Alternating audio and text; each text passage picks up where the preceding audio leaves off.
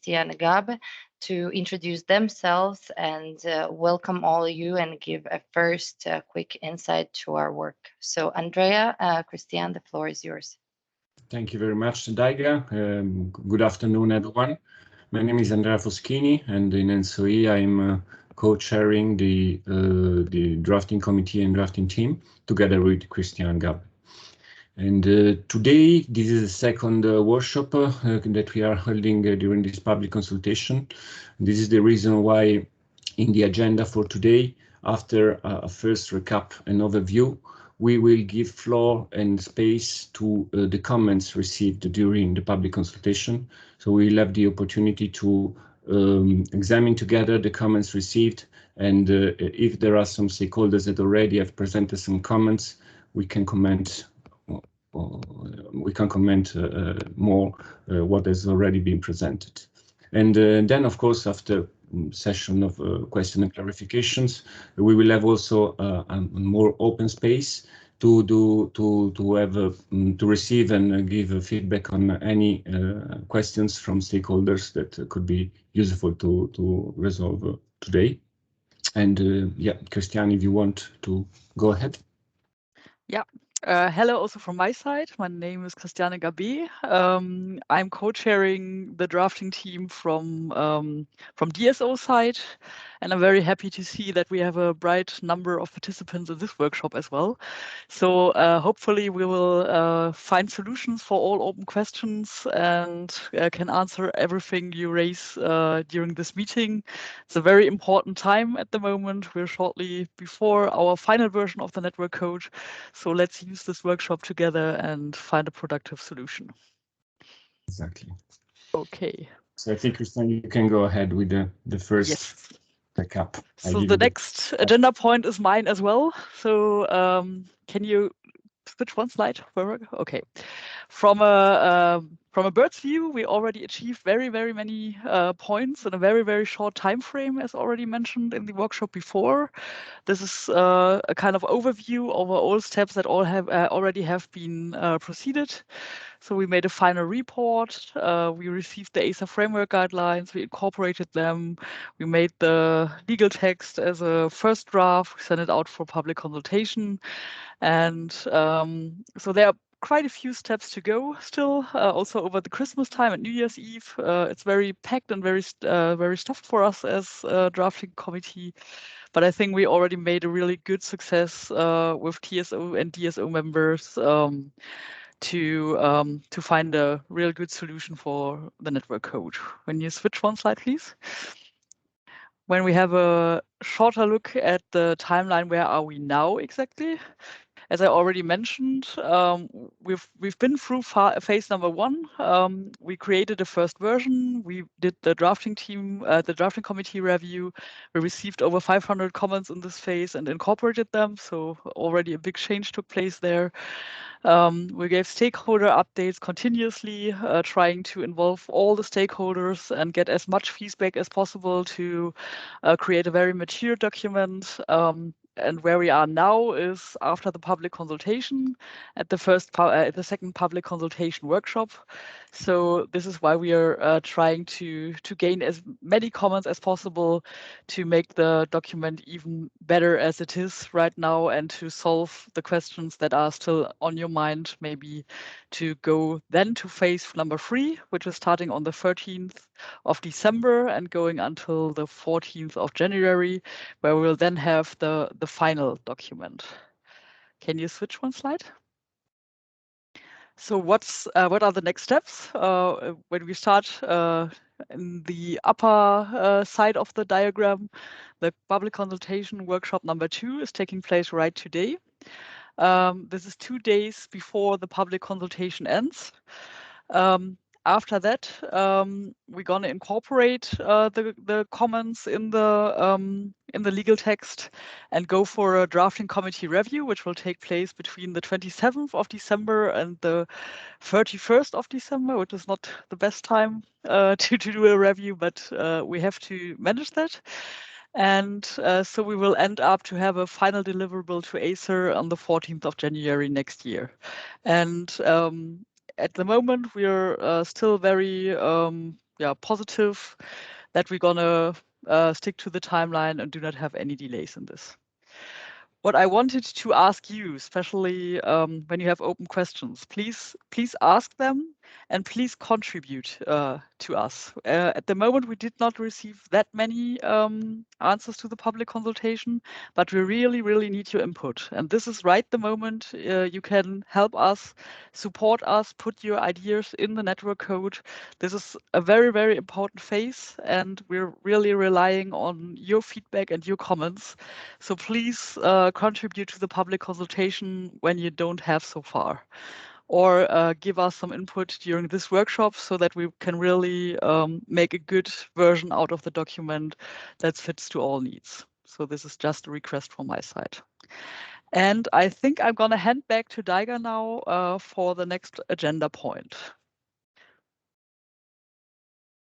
Thank you very much, Christian. And based on the poll results, you can see that majority of people attending today haven't attended the previous workshop. But we do hope you've had the chance to have a look at the meeting recording that is available on ENTSO-E website, as well as the PowerPoint presentations. And we hope you've had the chance to get yourself acquainted with the network code on cybersecurity draft, as most of today's discussion will be guided throughout the public consultation preliminary feedback received so far. And then further on trying to close the open points. So this is why I emphasized at the beginning of the meeting, we will have not a standard presentation, but more of an interactive conversation with you. So first, I would like to introduce you to the public consultation preliminary results as they stand as the latest since yesterday. And we will go through all the titles and the questions in the public consultation questionnaire and the common results, followed by this information session on the preliminary results. You will be introduced to a few questions and open points from the different drafting team members. So first, I would like to go through the general provisions chapter and the public consultation feedback received so far. On the question if the objectives of the network code and cybersecurity, including rules and sector-specific rules for cybersecurity on common minimum requirements, planning, monitoring, reporting, and crisis management are sufficiently clear. Most respondents haven't made up their mind between yes and a no opinion, but the majority have responded no, with a couple of suggestions meanwhile, such as that there should be included clear verification rules by third parties, to include aspects that would allow for not sharing the information under certain circumstances, such as national regulations and many others. The network code states that notwithstanding any other provisions of this regulation, a micro or small-sized enterprise and any other entity not listed in Article 2, not classified as critical impact or high impact entity, shall implement the basic cybersecurity hygiene requirements as defined in Annex A within 12 months after entry into force of this regulation. Based on the statement above, are 12 months a reasonable time frame? Most of respondents have not posed an opinion, and the rest have been equally distributed between yes and no. Some comments have been received that for many micro and small-sized enterprises, this is too ambitious, and 18 or 24 months would be more reasonable. The question on the same statement as in the previous question, but here, based on the statement mentioned before, do you think these requirements for small and micro enterprises are of sufficient level? Most have responded that they have no opinion, with equally distributed between that they are at the appropriate level and that they are too flexible and more strict requirements should be in place. There have been several comments received, such as the suggestion to include enforcement of protection against malicious code. On the monitoring, the question, do you consider the monitoring approach defined at Article 12 to be effective to monitor the adequacy of the network code to the ever-changing technology landscape and evolution of applicable security standards? Most of the respondents have equally answered yes and no, with majority having no opinion. Do you think the benchmarking approach, as described in Article 13, is an adequate tool to assess whether current investments in cybersecurity to protect cross-border electricity flows are sufficient? Most of respondents have answered yes, and we have received comments such as benchmarking of average costs does not adequately consider the different cost structures in the member states, meaning that higher costs would be considered as higher level of cybersecurity without taking into account the efficiency of the measures associated with the costs. On the question, do the overall timelines within network code and cybersecurity seem reasonable? Most of respondents have answered no, with many comments received, such as small entities do not have the same capacity as the bigger ones for the implementation process, thus more flexibility will be needed.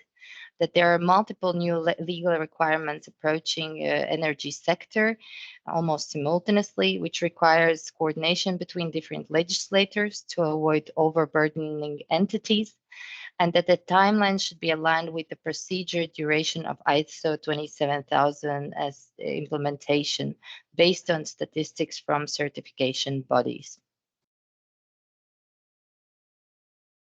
So next, I will give the floor to Sabine Hens to have an open discussion with you and a short recap from the drafting team's side. Sabine, the floor is yours. Thank you, Daika.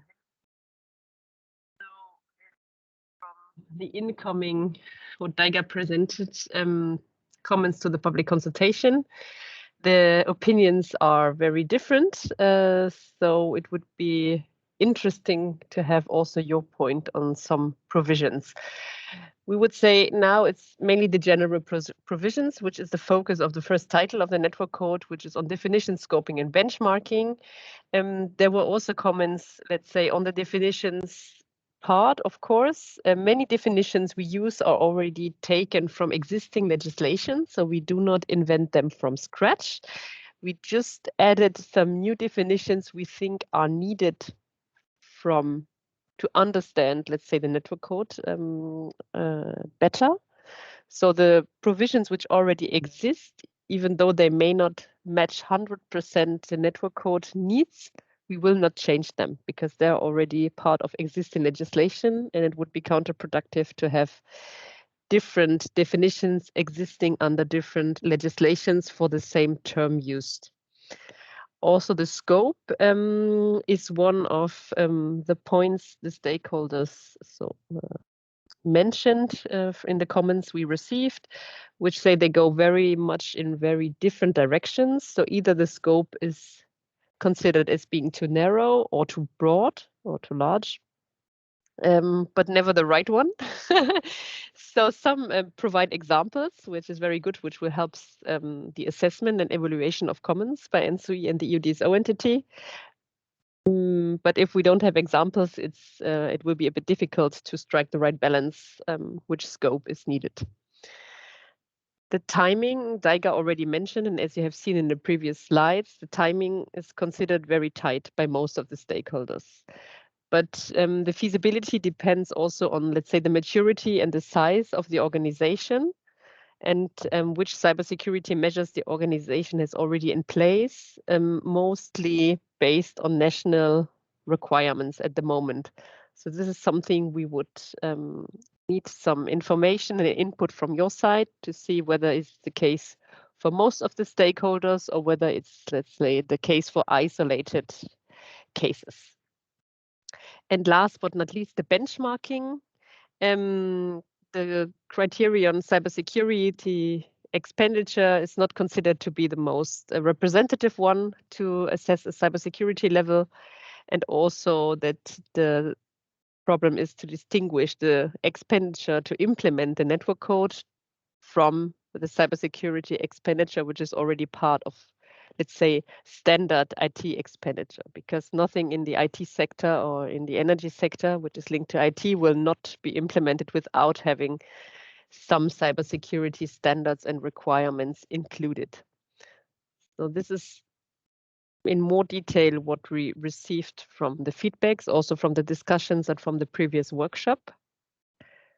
Next slide. I think this is the only slide we have, and then we prepared some questions for the online poll. So it would be helpful if you could respond to the questions you can find in the chat, and also feel free to input in now in our discussion Q&A session. The floor is yours.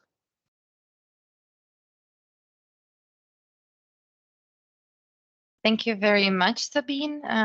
As you see in the chat, they're already available, but if you'd like to ask questions directly to this chapter and to Sabine, please feel free to raise your hand now.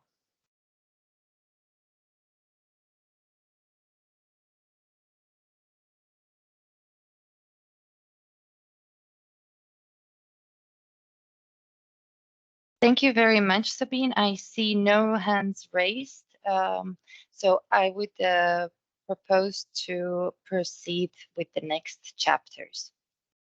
Meanwhile, please do not forget to answer in the chat polls.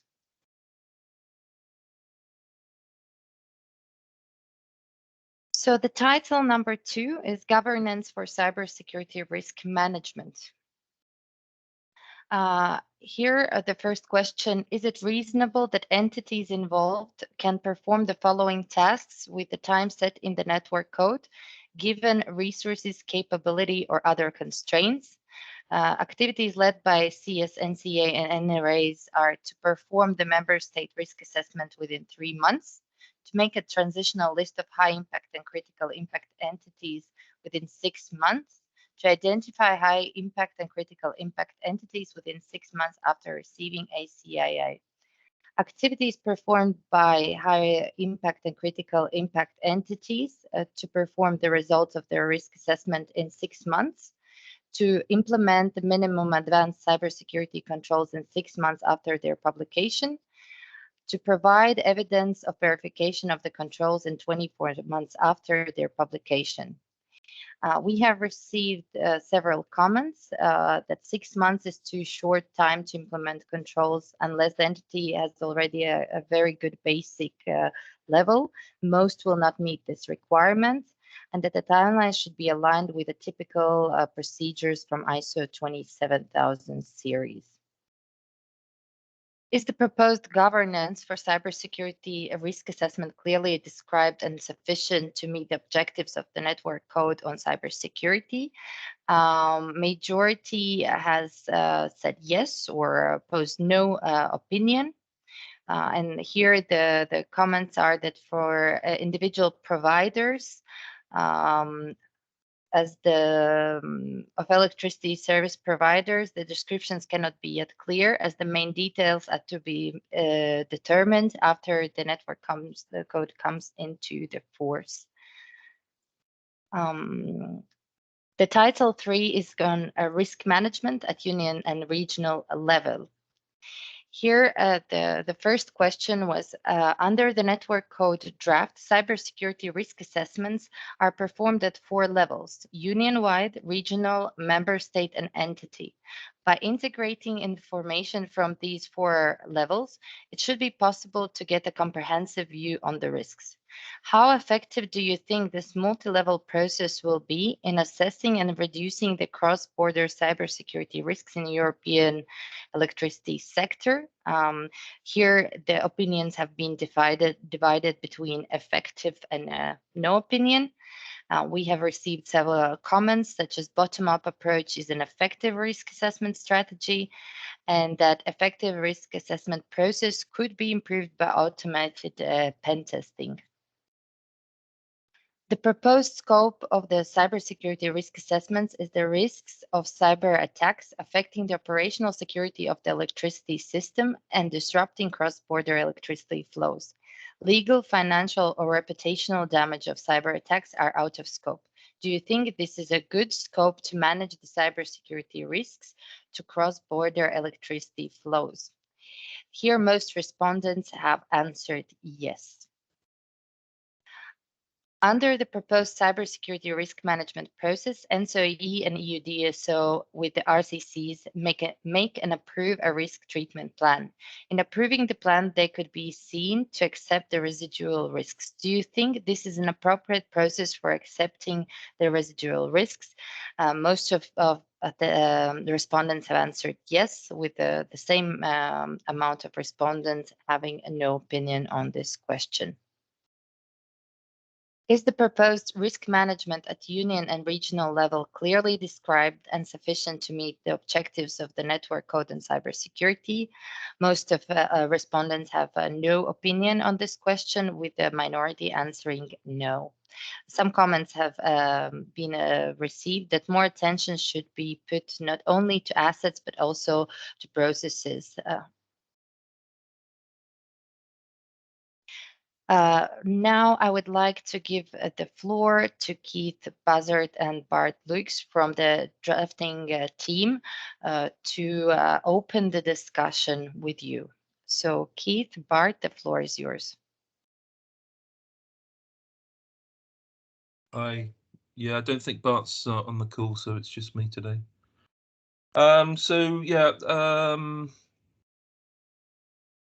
Let me recap what we're trying to achieve here on cyber risk. So in my mind, what we're trying to achieve is really, what is it that the bad guy or the determined attacker, what is it that they need to attack from a cyber perspective to cause the damage? So and in a cross-border cyber risk context, each individual TSO, DSO, and other players, they all do their own risk assessments individually, but there's nobody really looking at the bigger picture, the cross-border picture. So the original idea here was that we need to have some sort of body looking at the bigger picture, the cross-border risk, cyber risk picture, and really trying to identify what is it that the bad guy can do from a cross-border risk perspective. To begin with, we looked at this from a top-down approach. So what we wanted to do is really, let's identify the critical business processes. Then let's identify the IT systems and OT systems that support those processes. And then do a risk assessment on those processes and say, okay, from a confidentiality, integrity, and availability perspective, what could the attacker achieve? What could they do? That would then lead into security requirements. So if for example, you need high availability, then you would have a set of high availability requirements, and same for integrity and confidentiality. That then feeds into your procurement process, which will come along later, but you can feed those security requirements into the procurement process when you buy new systems or equipment, or you upgrade existing systems or equipment. And then the bottom line here is you're spending your money, protection money, you're spending it wisely. So having identified the real risks and having done the risk assessment, you're then building in the right security requirements and controls to protect those systems. So that's what we're trying to achieve here. So my question, the first question I have here, do stakeholders agree that a bottom-up approach to cross-border cyber risk identification complements the top-down approach and benefits the overall cyber risk picture? For me, this is one of the questions that, well, I think a lot of people have different opinions on this. I certainly do. And we wanted really to use this opportunity to get other people's opinions. So you've heard the top down, you know, you start with the critical business processes and you move downwards. The bottom up is really looking at it from the entity level, and building up the picture from the bottom and then feeding that upwards. And the suggestion is that if you look at it both from a top-down approach and a bottom-up approach, then you get the overall cyber risk picture. I wouldn't disagree with that, but I think speaking to other stakeholders about the bottom-up approach, it does mean an awful lot of work for stakeholders, which a lot of it is still to be determined. So, you know, we've defined things at a very high level in the framework guidelines. We haven't gone down a step and identified exactly what needs to be performed and who needs to perform it. But this is the question I have. So, David, what do we do here? Do we poll people? Yes, we open the floor now to the stakeholders to pose their opinion on your questions. So please feel free to raise your hand and let's have a good conversation.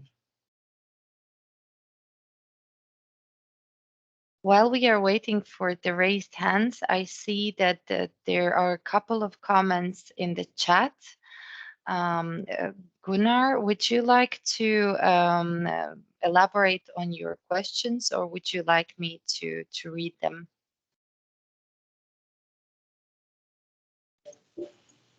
Yeah, hello. So my main question is, I kept this asking for a couple of months. I think these example 8 years ago, where there was a malfunction in the SCADA system of a system operator, and gladly nothing really bad happened. Although for a couple of days the IT system was basically non-functioning. And even though we now heard that there must be a bad guy who is responsible for something not working, for something blocked, for something infiltrated.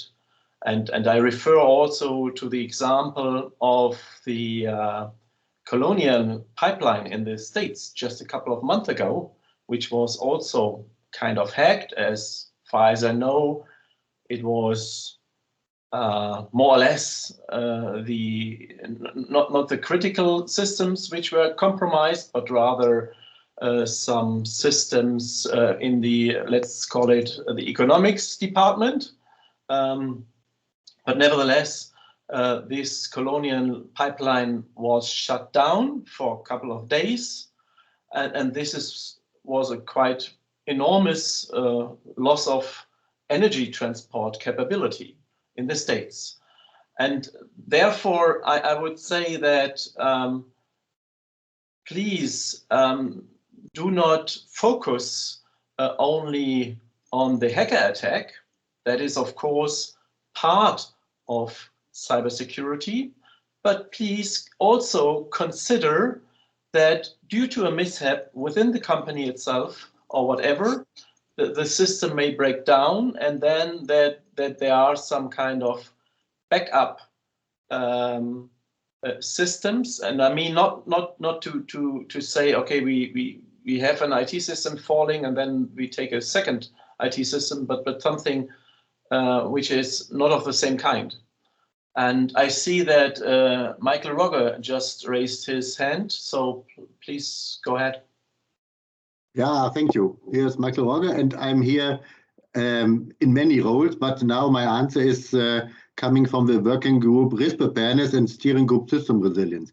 Indeed, you are right that there's not always a hacker or something, a bad person. It can be an external or an internal one. It can be just by a sudden mistake of functionalities in the system, but it is not available anymore. And exactly that was one of the crisis scenarios we pointed out in the identification of regional crisis scenarios, that something can happen without any, let me say, guilty person. It is just the complexity of systems, or that just a system has an internal fault that nobody knows in advance and nobody put it into the system. So you are fully right, not only to look on, let me say, guilty persons.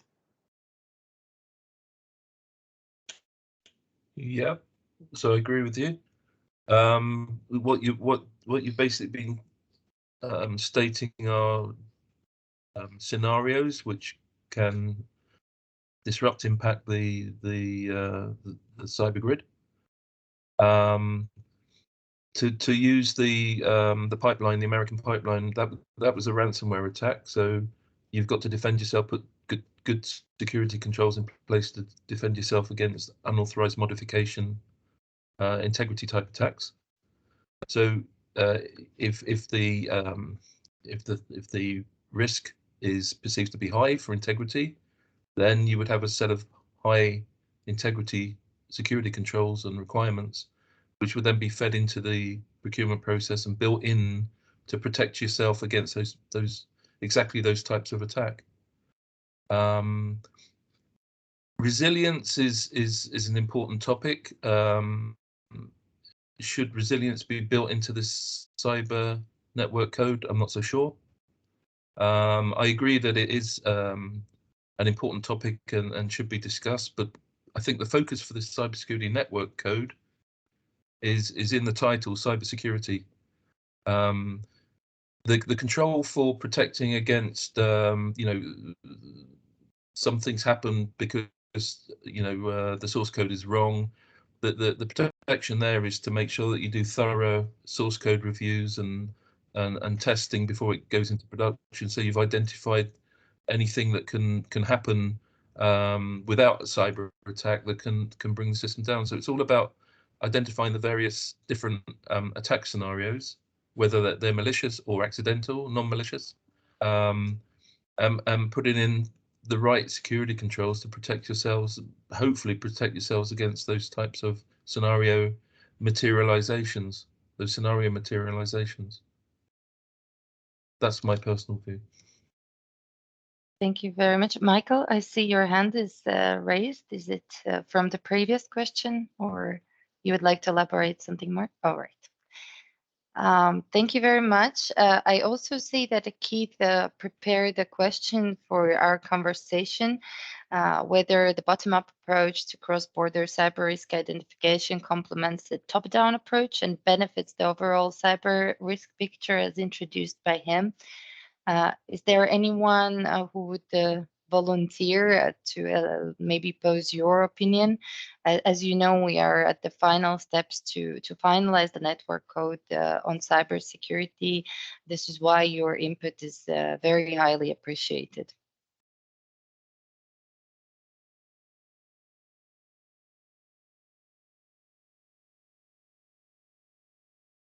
Okay, maybe I can elaborate a little bit. Having spoken to a lot of the stakeholders and people outside the sub-team that's working on this, I think there's a big difference of opinion. There's a camp of people which think that you should concentrate on the top down and that's the best spend of money here, the best way to identify the cross-border risk. There's another camp of people who would vehemently oppose that and say, well, actually, you need to look at this from the bottom up. And if you don't know what you have at the bottom, then you can't protect it. And there's probably a third group of people who would say, well, actually, you need to look at it from the top down and the bottom up to get the best of both worlds. And that is the best way of having the overall cyber risk assessment process. So if you look at the framework guidelines we produced, we've gone for the third option. We've introduced bottom up as well as top down. We started off with just top down. We have introduced bottom up.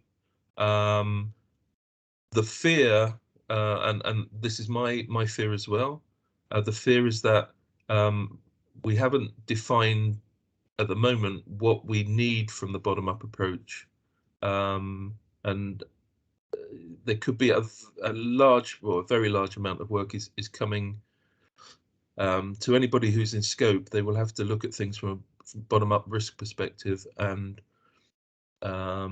yeah, there's a lot of work. So the question is, do we spend lots and lots of money at doing the bottom-up approach, and what is the overall benefit in terms of the overall risk picture? That for me is the difficult question to be answered here. Thank you. I see there's a hand raised. Yunus, could you please introduce yourself as well? Thank you. Hey, hello. Can you hear me? I hope you can. Right. So, yeah, in that regards, I wanted to say on the bottom-up approach, because it's something, for example, as a supplier perspective, I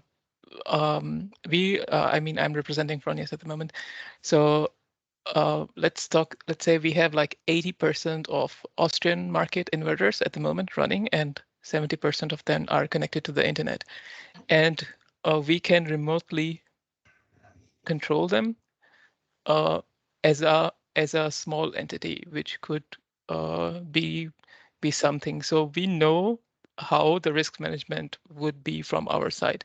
So when you say on a top-down approach, I don't think so. Will it work in that regards or not? So that's the questionnaire. I wanted to submit the consultation feedback, but I didn't find the answers yet because some parts are missing from our side. But yeah, so what do you say about that? So you're of the opinion that the bottom-up approach is the best way out of the three options. Did I understand that correctly? Yes. Okay. And that is good for individual TSOs, DSOs, and other companies. But when you're looking at the cross-border picture, how does that bottom-up approach? What information does that give you from a cross-border perspective? Be my question.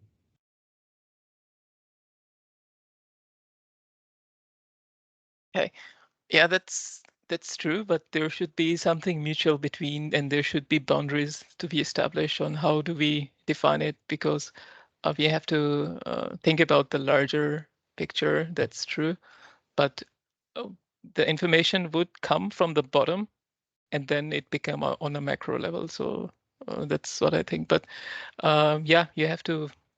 So the risk assessment process should be from the bottom, I think, because it's better, because you know individually what's happening, and then it goes on the macro level.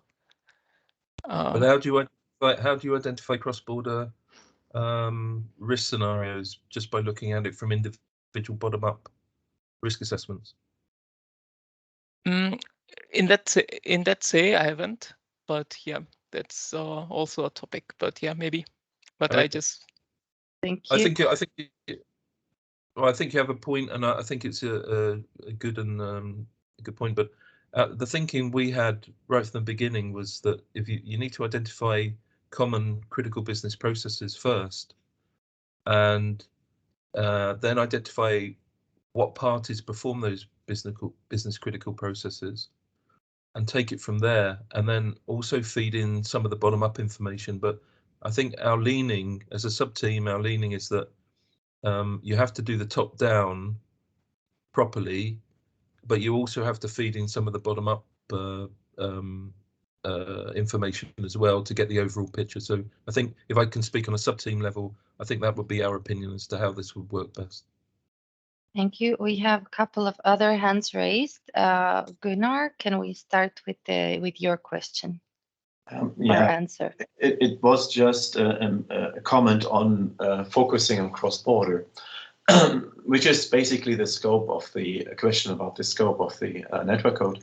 And we all know that due to the fact that the European Commission or in general the European legislation is only responsible for cross-border issues, but not for things which are inside of member states, that's a legally restriction, not to go into other details except related to cross-border.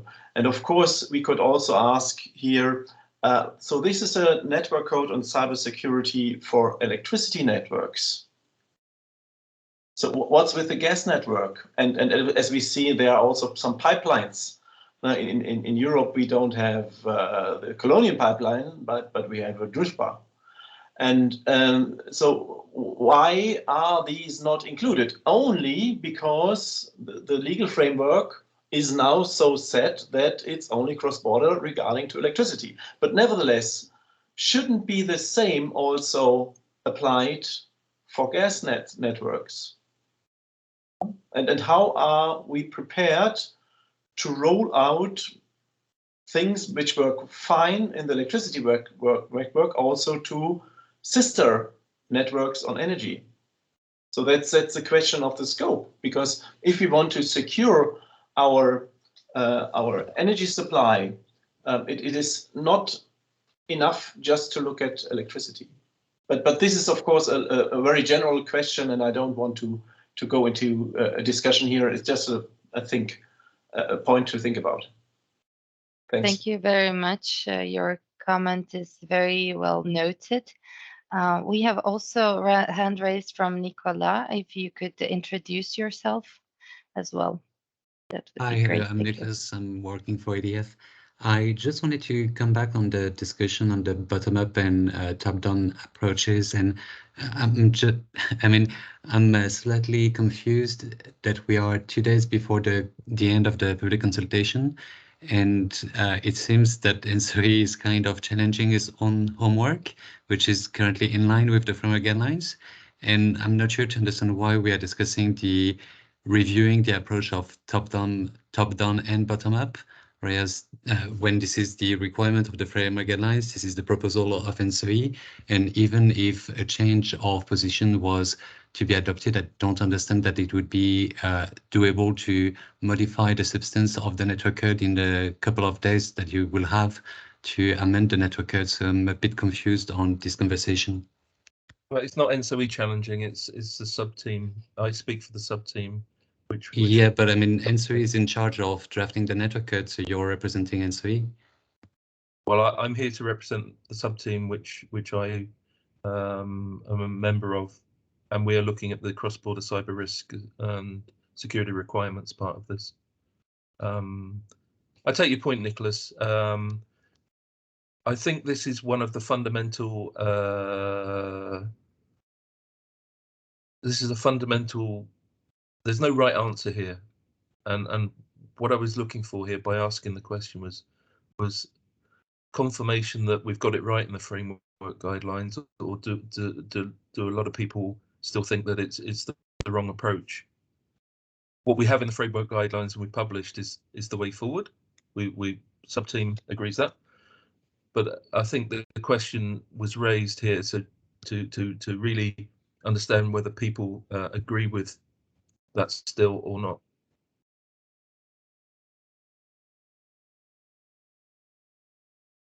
I hope that answers the question.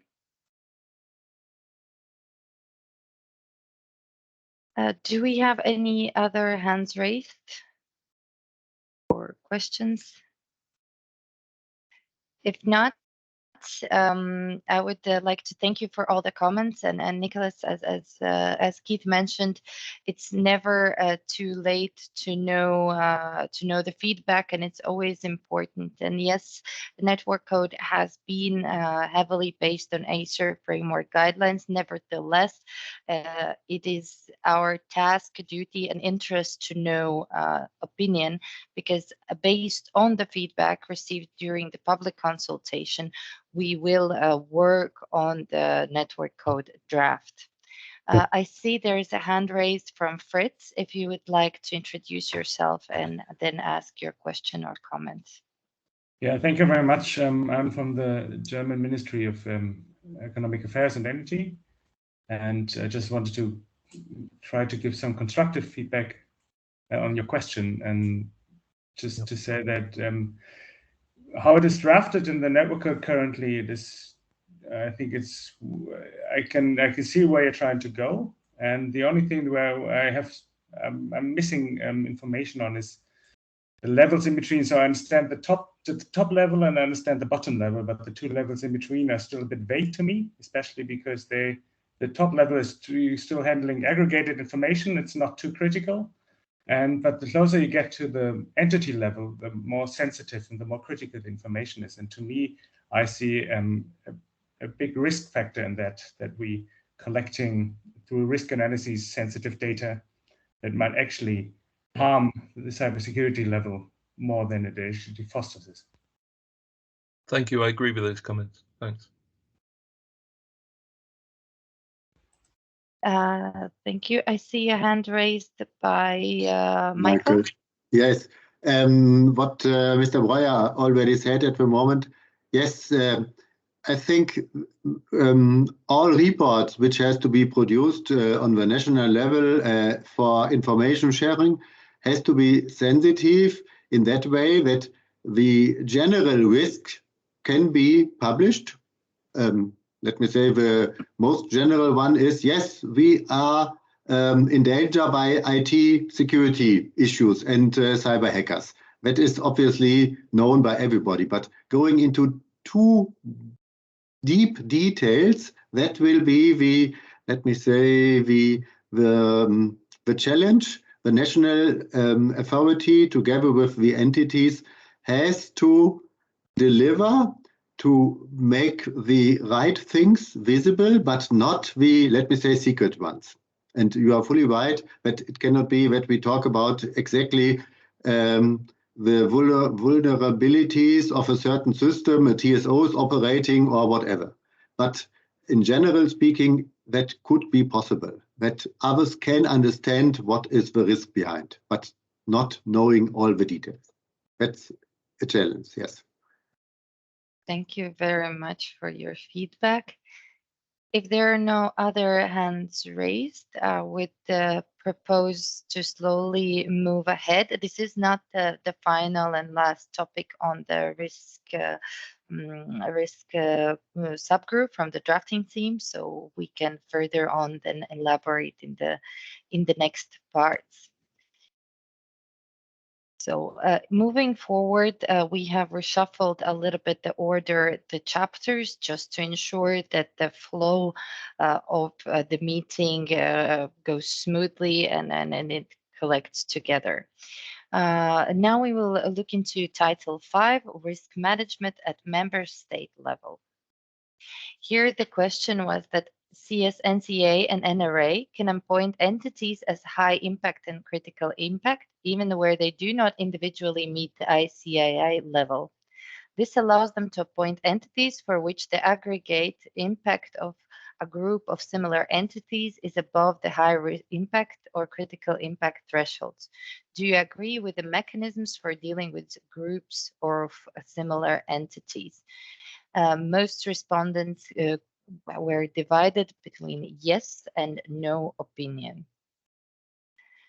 Is the proposed risk management at member state level clearly described and sufficient to meet the objectives of the Network Code on Cybersecurity? Most respondents have posed no opinion, with the rest divided between yes and no. And based on this feedback, I would like to ask Keith again to take the floor for his second question for you this evening. Yeah, so the previous speaker brought this up, I think, quite well. One of the problem areas that we still have, and we haven't gone too deep into in these framework guidelines, is all about thresholds. So the best guide we have on thresholds, which if met will cause problems, is the ENTSO-E incident classification scale. So for those of you who are familiar with that document, it tells you, it gives you magic numbers for load, frequency, voltage, reserve power, and a number of other factors. And if those thresholds are met or exceeded, then it's an incident under the classification scale. So let me just use the load as a good example. So for the European synchronized area, the magic number is 3 gigawatts. So if through any type of attack, but we're talking about cyber here. So if through a cyber attack, the cyber attacker can cause an imbalance of greater than 3 gigawatts, then in principle, the grid will have big problems and could cause blackout type scenarios. So what we've done is to take a quick look at how can the bad guys cause this 3 gigawatt imbalance. An example would be electrical vehicle charging points. The number there is 136,000. So if you can switch off simultaneously, if you could switch off 136,000 or more electrical vehicle charging points at the same time through a cyber attack, you will cause a 3 gigawatt imbalance. Now, the question there is, well, how many companies do we have out there who control more than 136,000 electrical vehicle charging points? And so if those companies and their systems and the systems that control those electrical vehicle charging points, if they're attacked, if the company's got more than 136, then a single attack on that company will cause. The question is, okay, I've got multiple companies that have, say, 50,000 electrical vehicle charging points. These startup companies and these. So how do I group together like a simultaneous attack on 2 or 3 of these companies that will then meet the 136,000 threshold?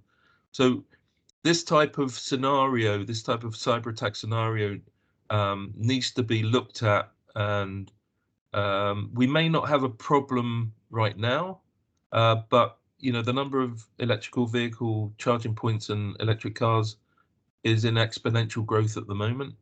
In 5-10 years time, those attack scenarios will be, I would suggest, highly relevant and a real problem if we're not careful. So for me, that's one of the these thresholds, and particularly the combination of more than one entity or company or whatever you want to call it, participant.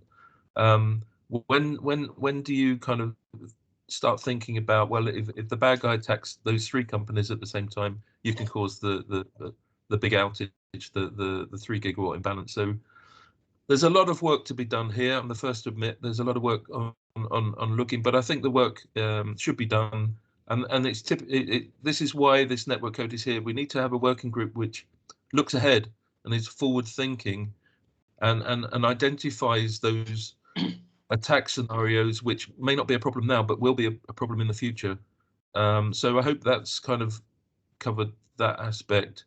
The question I raised here is, do stakeholders understand and have the resources required to perform the work as defined by the bottom-up cyber risk approach? So yeah, apologies if I'm heading back to the bottom-up cyber risk approach. There will be a lot of work for anybody who comes into scope. There will be a lot of work to perform bottom-up cyber risk, and the question is not so much about whether bottom-up is the right approach or not now. We agree that a mix of top-down and bottom-up is probably the right way ahead. The question here is, do you understand how many resources you need to perform this work is the purpose of the question. Thank you, Keith. I see a hand raised from Maxime. If you could introduce yourself, that would be great. Hello, thank you much for giving the occasion to interact. So my name is Maxime. I'm working for GE Gas Power, and I'm obviously coming back to that discussion of the sector coupling. You know, there are obviously single points of failure like gas networks that could lead to simultaneous trip of gigawatts of power generation when it's powered by natural gas, for instance. And being forward-looking, there are also consideration in the near future to have those units being fueled by hydrogen, for instance, meaning, you know, electrolyzer, consuming themselves some electricity and so on. So coming back to your question related to the resources, I guess we need also perhaps more stakeholders in those value chains in order to make sure that the prime movers, especially when we are talking about the bottom-up approach, the prime movers will still be operable during those events. Yeah, agree. Thank you very much.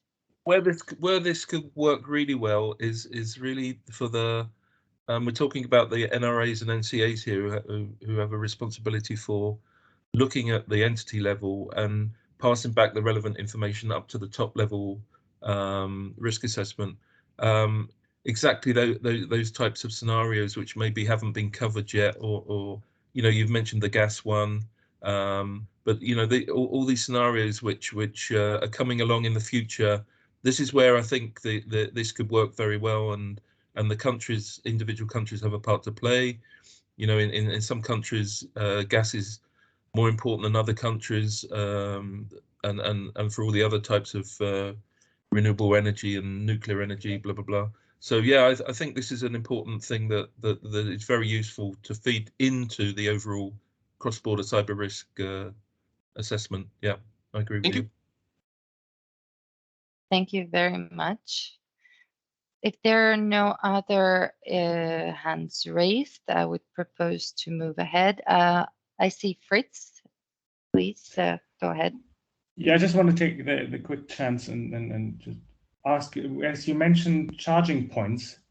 While we read through the draft of the network code, we were wondering exactly what the scope, especially when the scope of the network code is, and if we have in mind cross-border effects, and then you talk about charging points, and I feel so. What did you have in mind as a scope when you consider cross-border effects? How far down the different grid levels does it go if you talk about cross-border effects when you also mentioned charging points?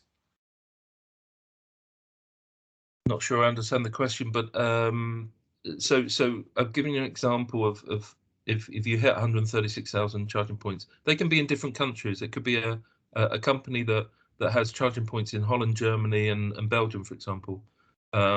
We last time we held this call, I think somebody no, we held a network code call, and somebody said I run a company with 350,000 electrical vehicle charging points scattered over many countries. I remember that. So that person's company would be in scope, because if that company is attacked and simultaneously all those 350,000 electrical vehicle charging points are attacked, that's going to cause a grid problem in that synchronized area. So that's why it needs to be looked at from cross-border. It's not individual countries. It's going to affect the whole synchronized area. Does that understand? Does that answer? Yeah, that's understandable. Yeah, no, that's helpful. Thanks. Yeah. Thank you very much. I see a hand raised from Michael. Yeah, I think this discussion we are facing now is exactly one thing to have good approach for the risk assessment. Indeed, that is only the base to implement something like a network code or ISO 27000. The network code itself cannot handle these different types of risk the electricity grid has to handle. But that must be one part of the risk assessment where such scenarios, and I also put into the chat the VW plan, also installing supercharging stations in Europe, I think, and then I'm sure that VW will have a link to each of them to steer them, to measure the electricity which was delivered, maybe to find out which cars were how often at the same points, and so on. So, and Tesla is also the same example. So that is everything that we have to put into the risk assessment that is based on the national risk assessment. And I hope that many countries raise this risk as a very important one for the future, especially when everything is done with electricity. I don't believe it, but the way in that direction is clear. But it's not an item for the network code, but for the overall risk assessment. I think that is the important touch here. Absolutely. So that's very good closing words to move forward. So I will give the final floor to Katrin before moving to the next topic.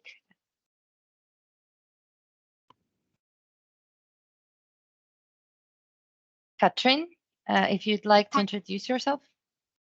Hi, my name is Katrin Fernert, and I'm just wondering, and I hope I understood it correctly in terms of risk assessment. And when we look at the beginning, so my question is the list of processes at the union level, where you say, okay, this is the set of processes which will then be where then will be the assessment whether this will be high impact or critical impact. This would be the starting point, right? Also in the baseline for the, I believe, risk assessment. So the question is, how will this list of processes be derived? So where will be the starting point, and how, and which kind of criteria will be applied? Yeah, I think I've kind of already answered that, but this working group would be there to identify the critical business processes, and that's based on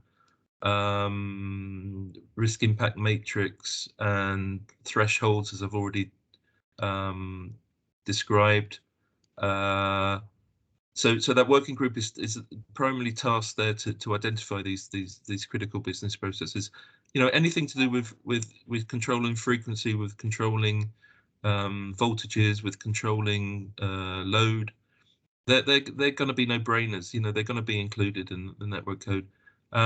Things like ENTSO-E, common systems like Common Grid Model and OPC SDA, they're there to balance the grid. So yeah, you know, if they go down through cyber attack, we may have problems balancing the grid if those systems are unavailable. So we have to look at each kind of system and critical business process, do the assessment, come out with ratings in terms of confidentiality, integrity, and availability risk, and then the output from that working group will be a list of critical business processes. It would be a transparent process. This is the reason why it's critical. This is the logic. This is the threshold. So that's the kind of process that needs to happen by this working group. I hope that explains, giving you a good answer. Yeah. Thank you very much. Due to a limited time, I would really ask to slowly close this part. So please, Mahler, this will be the last question. So please introduce yourself and pose your comment. Thank you very much. Thank you. My name is Philip Mahler from the Swiss NRA. I have just a question. We are now talking about a risk-based approach with all the risk assessment. And then the idea is to distribute some DSOs, let's say, in two groups, and then a critical and a high impact group. I'm challenging this view in the sense that why a smaller one or a less important player has to do less measures, because all the entities are connected, and we can have contamination by a smaller one to a bigger one. And so if the smaller one has not the same or adequate control, so it doesn't, in my sense, it will not contribute to a more secure system. So why this distinction then between high and the critical entities? Thank you.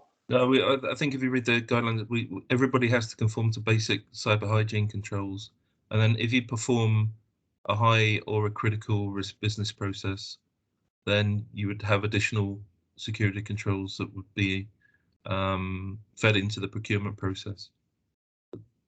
So everybody would have to conform to basic cyber hygiene controls. Okay. Thank you very much, everyone, for your interest. If we will have time at the end of the meeting, I propose then to continue this discussion, but to ensure that we can follow through all the other topics, I would propose to proceed. But please, the ones that did not have the chance to ask questions, please wait until the end of the meeting to see whether we will have time to take them. If not, please do not hesitate to have them in writing and we will follow up on them. Thank you very much. And I would propose to proceed with the chapter on the risk management at entity level. Here, the question was that in Article 31, the network code requires entities to report information about existing controls, threats, and vulnerabilities to their national regulators. The regulators then report this information to ENTSO-E and EU DSO entity for the regional risk assessment. The information will give a good and detailed view on cybersecurity risk to cross-border electricity flows. But the information could also be exploited by potential threat actors if they could obtain it. Do you think the benefit of collecting the information will be large enough to overweight the risk of information being compromised? Here, the opinion between yes and no has been divided, with majority having a no opinion.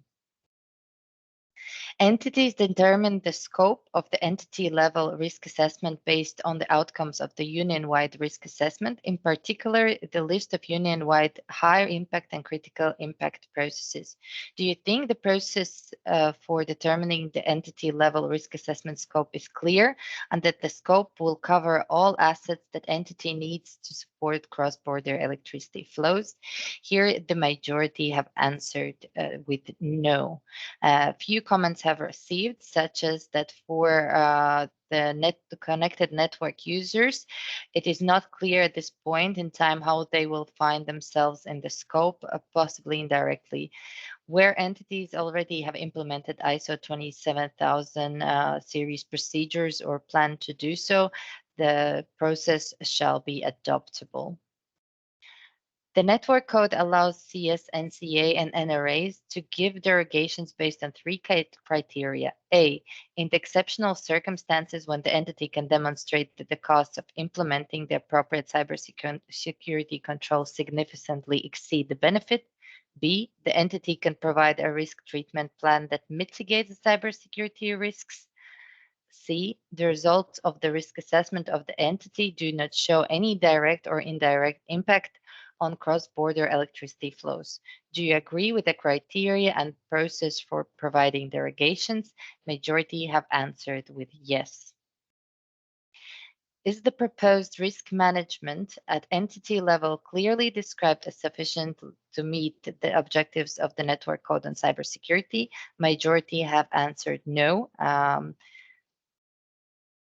And here we would like to follow up with the next chapter, which is on Common Electricity Cybersecurity Framework. The first question in this part is the network code processes cybersecurity hygiene requirements in Annex A to ensure that all entities that can affect the cybersecurity of the electricity grid have a baseline security. Do you think the proposed hygiene requirements are appropriate for reducing cross-border cybersecurity risks? Here, the majority respondents were divided between no and no opinion. Few comments have been raised, such as that the requirements could be more precise, not to give misleading observations, such as use secure passwords where it's possible. It always should be possible to use secure passwords. Is the proposed Common Electricity Cybersecurity Framework clearly described and sufficient to meet objectives of the network code on cybersecurity? Here, the majority of respondents have answered with yes. Now I would like to give floor to Martin to introduce and have a quick recap on integrated approach to supply chain security. So Martin, please, the floor is yours. Thank you. So just to introduce the supply chain topic, I want to give a brief recap of a last workshop. As we see supply chain security as a major risk, the network code has several specific measures to mitigate supply chain risk. They're listed on this slide. So the first is to explicitly consider supply chain security threats. Article 17 requires that they are explicitly considered during the European risk assessment, and they end then up in the cross-border cybersecurity risk assessment report. And through that, they're input to the entity level risk assessment. So every entity will have to consider supply chain security threats when they're doing their risk assessment, so that hopefully they will be considered and mitigated. The second measure is their specific supply chain security controls. So there's a separate article, Article 24, that has a number of topics to be covered by supply chain security controls. So these are organizational measures on the procurement process to ensure that entities buy secure equipment, secure systems, secure services. They are part of the standard set of minimum advanced cybersecurity controls, so that there's only one set entities need to consider which the supply chain security controls are part of, and these are then used in the entity level risk assessment. And considering the threats and implementing the controls will be mandatory, so every entity in scope will have to do this. To support them in implementing the controls, there are some supporting measures, and these are to develop harmonized cybersecurity procurement requirements. So harmonized sets of requirements that entities can use when they're buying equipment, and if they use these requirements, they will automatically meet a number of the supply chain security controls. And also to provide guidance on verification schemes, and in particular on the use of European cybersecurity certification schemes, so really product certification, which will make it much easier to do the verification that the critical risk entities will need to do. So with the supporting entities, it should be much easier for the entities to implement the supply chain security controls.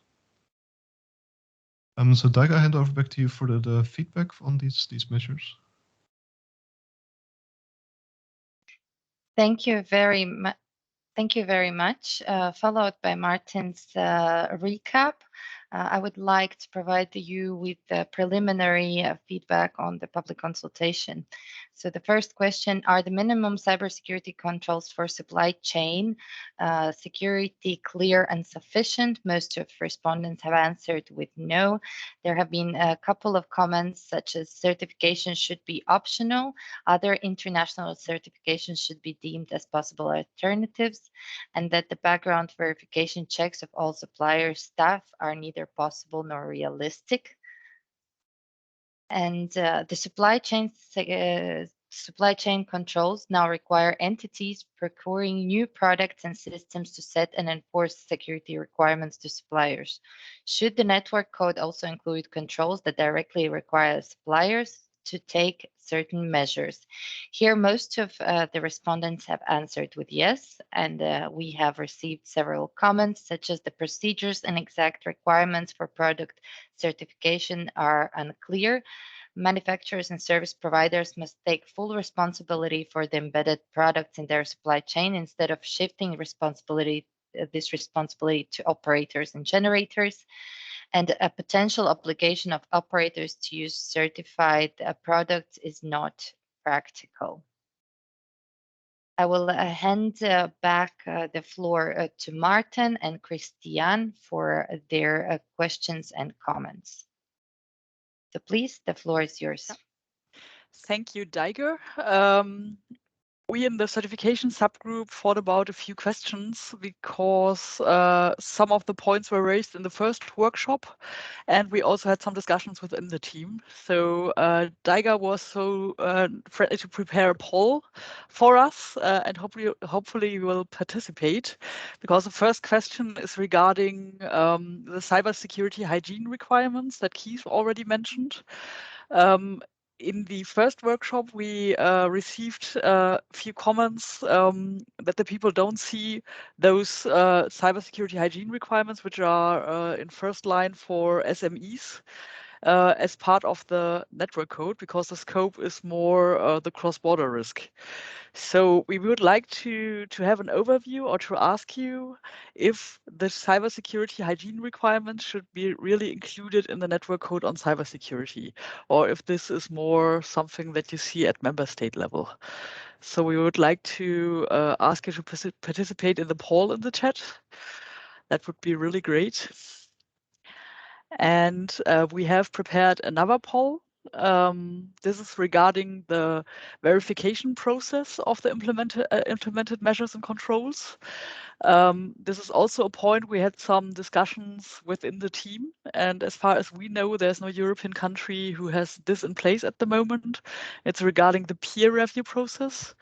And the second question we wanted to ask you, also in poll format, is do you think that the peer review is a valid tool for verification and audit of minimum level of cybersecurity? And we would also ask you to give us your opinion on those 2 points via poll. I also brought 2 questions with me, which are free text, so I'm waiting for your answers. So what we are curious about is, do you really see the added value of cybersecurity electricity framework, or do you think the use of a single certification scheme would be better and lead to a common baseline level of security? The cause of this question comes a bit from the final report we had. The team requested a certification approach which is similar for all European countries to achieve this minimum level of security. And we are curious about your opinion, which approach is better, the one like it is implemented now or the former idea we had for the report? Are there any opinions on this point? I don't see any raised hands. Maybe for the second question, it's also a question regarding the timeline. This is why I copied the roughly interim timeline in this page as well. Do you think that the timeline for the risk management on entity level is reasonable? If not, what timeline would be appropriate? It's pretty small, right down there. We have about 6 months for the risk management on entity level, which might be achievable for companies that already have a management system or something like this in place. For the others, we are not sure if this is something that is manageable. Do you have an opinion on this?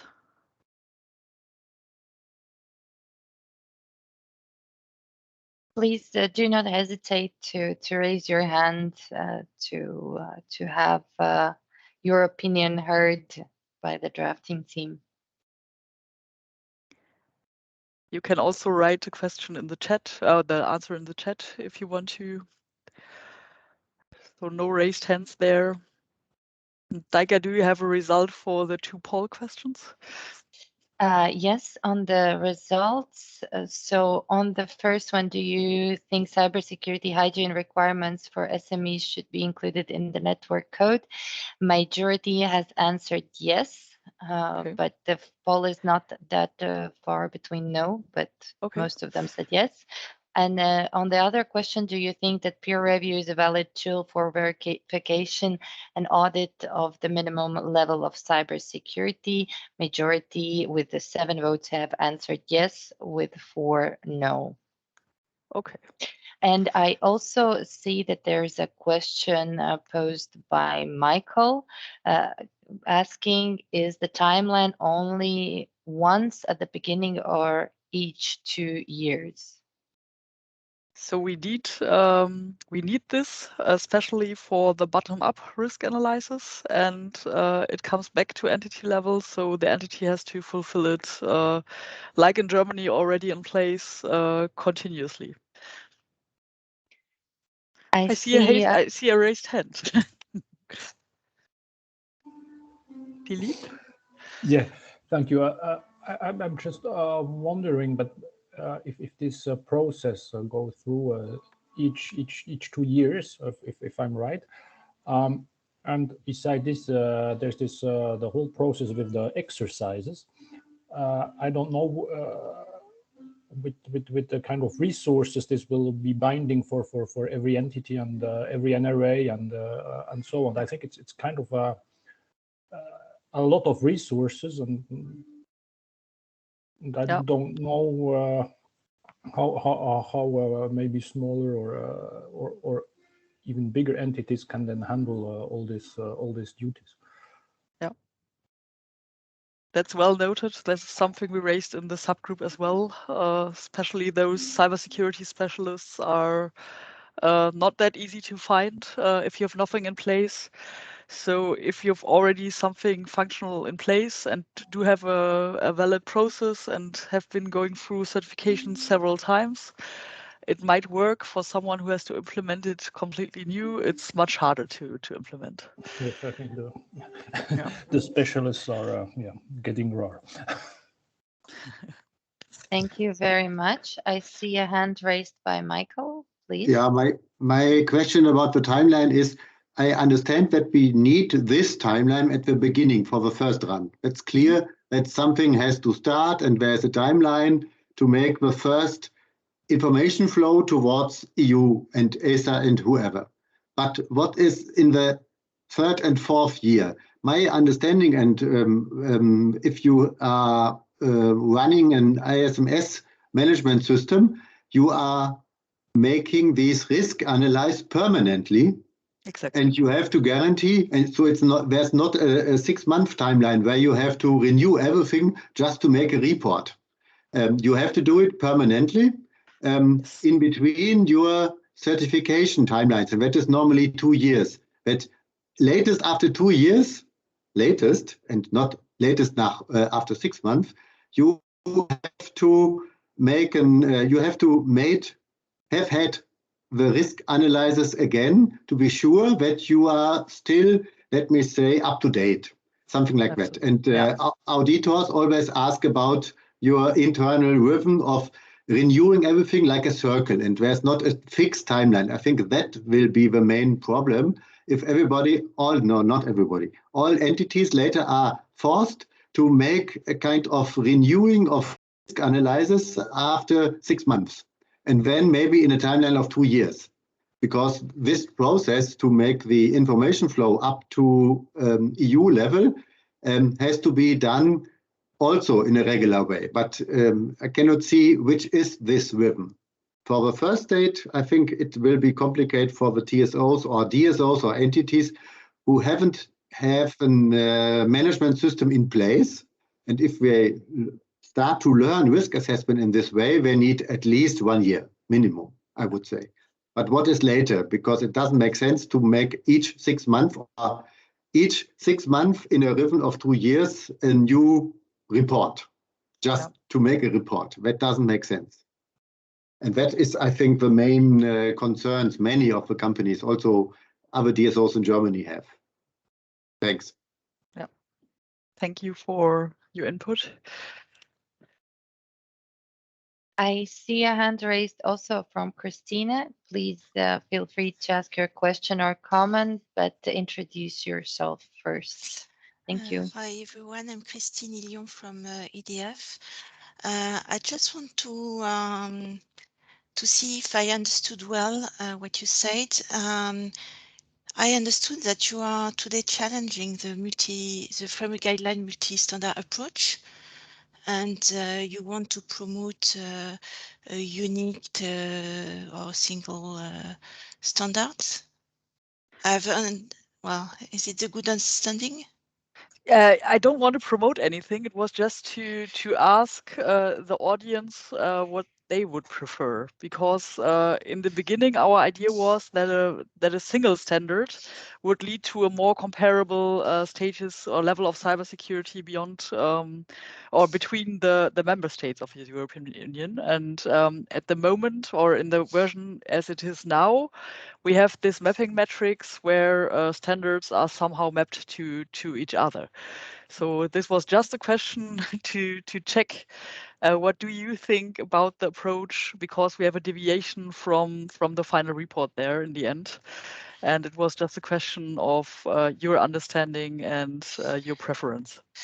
Yes, but I'm a little bit surprised till the beginning of the workshop, because we have framework guidelines from ESA that give a framework that is the framework set by ESA that is not compliant with the final report, but it has not to be compliant with the final report. And I do not understand why at this stage, 2 days before the end of the consultation, we are questioning some points of the framework guideline. for us, this is a framework, and now we have to decline it in It the does not network mean that we are not allowed to deviate from the ASA framework guideline. We only have to argument why we're deviating. And in the end, it's the decision by Acer and DG Ener to decide which way is the better one. So if we have a huge majority of people saying version A or B is better, this could be something where we can discuss with Acer. And also just to complement what we answered already to Nicholas, was that this is why the public consultation is there, is to receive the feedback, and not always it has to be absolutely supportive of what is written in the draft or negative. It's a feedback from both sides. And the public consultation is there to collect this feedback so we would know what are the feelings and observations from various stakeholders, and then work on the network code draft before it's submitted to Acer. And even then, the work doesn't finish.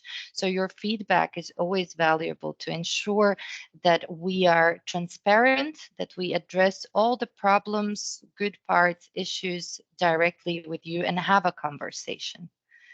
In our opinion, from ENTSO-E and EUDSO entity, this is the only way how we can proceed and to ensure that pan-European cybersecurity is reflected in the network code accordingly.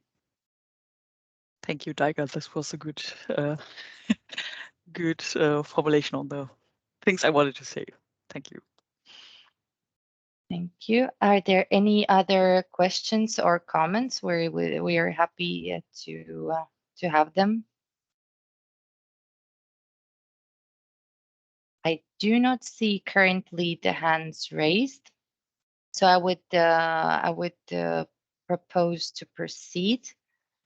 The next slide is with additional questions to you, so we can continue our conversation. So Martin, the floor is yours to introduce the questions to the stakeholders.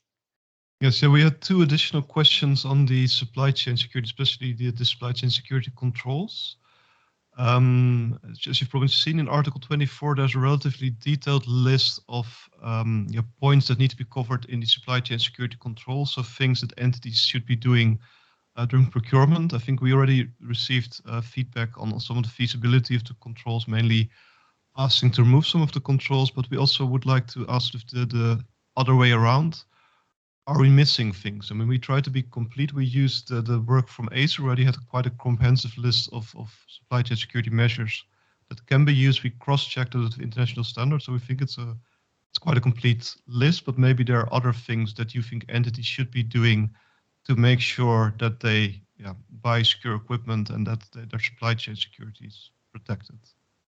So the question is here, do you see any important measures on supply chain security that we are missing currently in the report?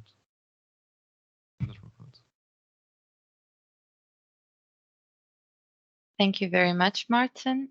Please raise your hands if you'd like to pose your opinion on the questions asked by Martin.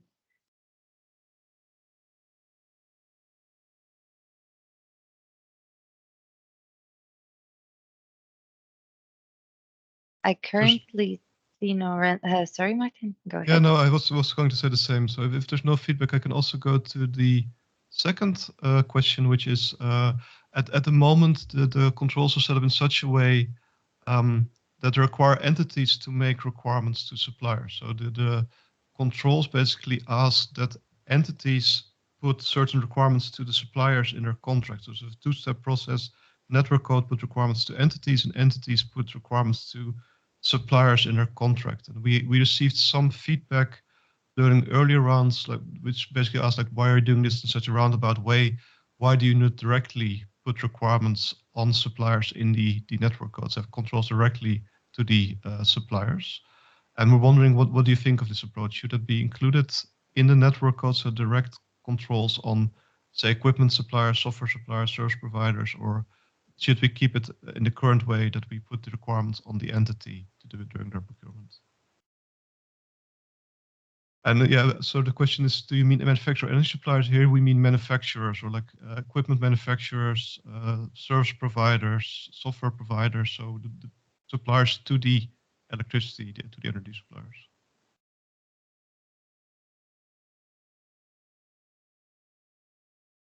I see no hands raised at the current status, so please feel free to ask Martin a question in the chat if you haven't had the chance to react immediately. And as well as usually, we urge you to participate in the public consultation and pose your feedback to the supply chain security chapters as well. So thank you very much, Martin. I see a comment maybe from Ton Verbon, which we should mention, that it would expand the scope of network code if we add suppliers, would expand it a lot. I think we generally agree with this, although it's important to keep in mind that already critical service providers, critical suppliers, I think, are already in scope. If you look at the scope in Article 2, suppliers are already included if they are critical to the electricity companies. But in a way, they are already in scope. We just don't put any particular measures on them. All right, thank you. So that doesn't mean that all kind of small suppliers also are in scope. It only only the critical ones. The critical ones. All right. That's also the starting point of my reasoning of the first point. I think the main point should be that it's somehow it should be analyzed how big the impact is of the supplier. So if it's a big supplier, you should add controls, and if it's just a small one, maybe it's reasonable to have less. Yeah, I think that's indeed the intention, and that they would essentially apply the same risk-based approach, but then also take into account not directly what they're doing in the grid, but more, who their customers are, how many customers there are, and how critical their customers are in a way. All right. Yeah.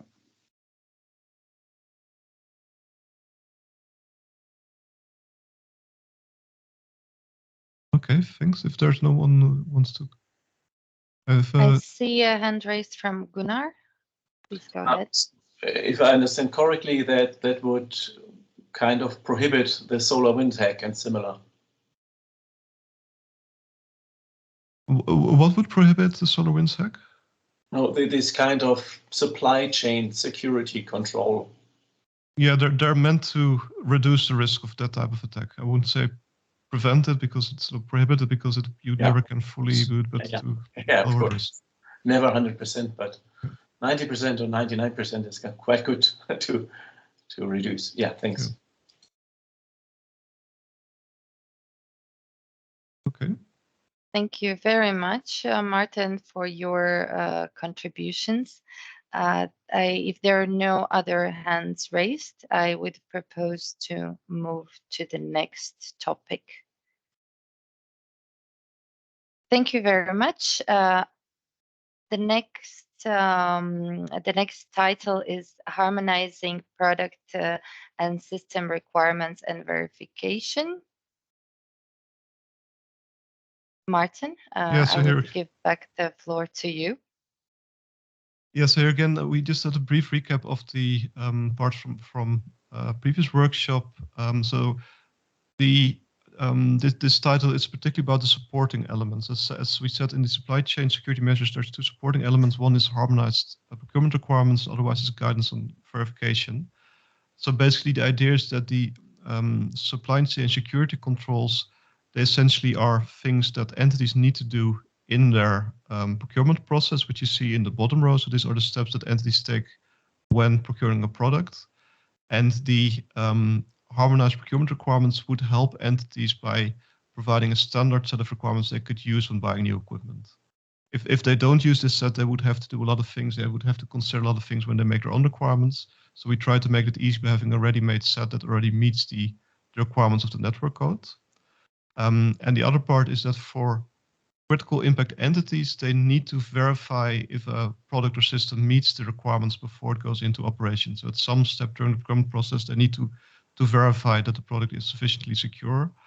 And And the identity verification guides basically provide help how this can be done, particularly using the European cybersecurity certification schemes that are being set up under the Cybersecurity Act.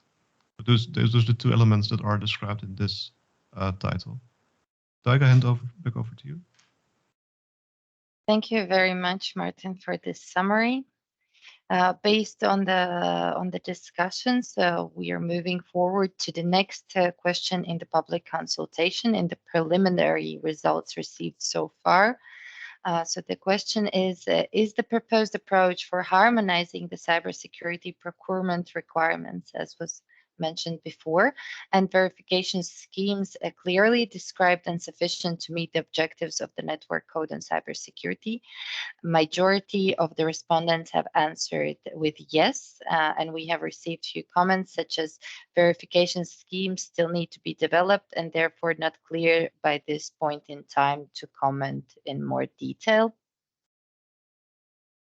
And here I will again hand back the floor to Martin to have an open discussion to the previous mentioned topics. Martin?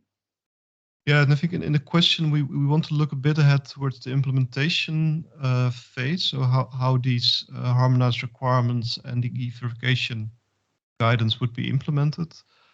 We received a lot of feedback from different parties that is very important to align with international standards, both existing standards, but also activities going on in standardization groups. And we wondered if you have any additional sort of feedback or ideas how we should be relating the requirements and certification to international standardization.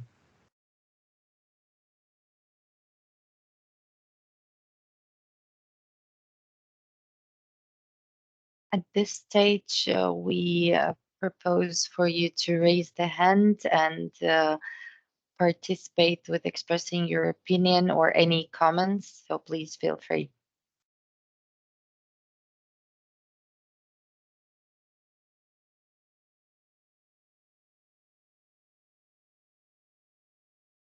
I do not see at this stage any hands raised, neither any questions in the comment box. I'm sorry, Nicolas, please go ahead. No, don't apologize. I just raised the hand, so it's all right. I was just wondering, here in the slide, it speaks of requirements and guidance. When I was reading the network code, I think I saw only guidance, so I'm wondering whether I missed something. I think the first article is about the procurement requirements, the second is about the guidance, but I would have to look up the exact phrasing. I don't have it by heart. Both are not mandatory, so I think essentially they can be considered as guidance. But I think it says harmonized cybersecurity procurement requirements without guidance in Article 35. So that's not directly guidance, but again, it's not mandatory. It's meant as a supporting element. Clarify it or?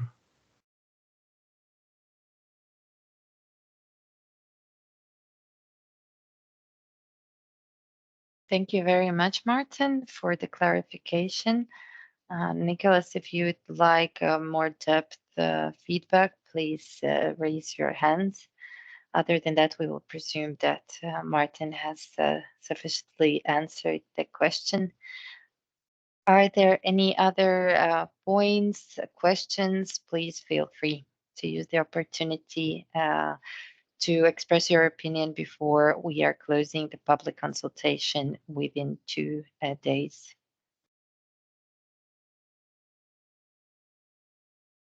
If not at this stage, I would propose to proceed with the next topics. Thank you very much, Martin, for preparing the questions and conversation points with the stakeholders. The next topic is on the title on essential information flows, incident and crisis management.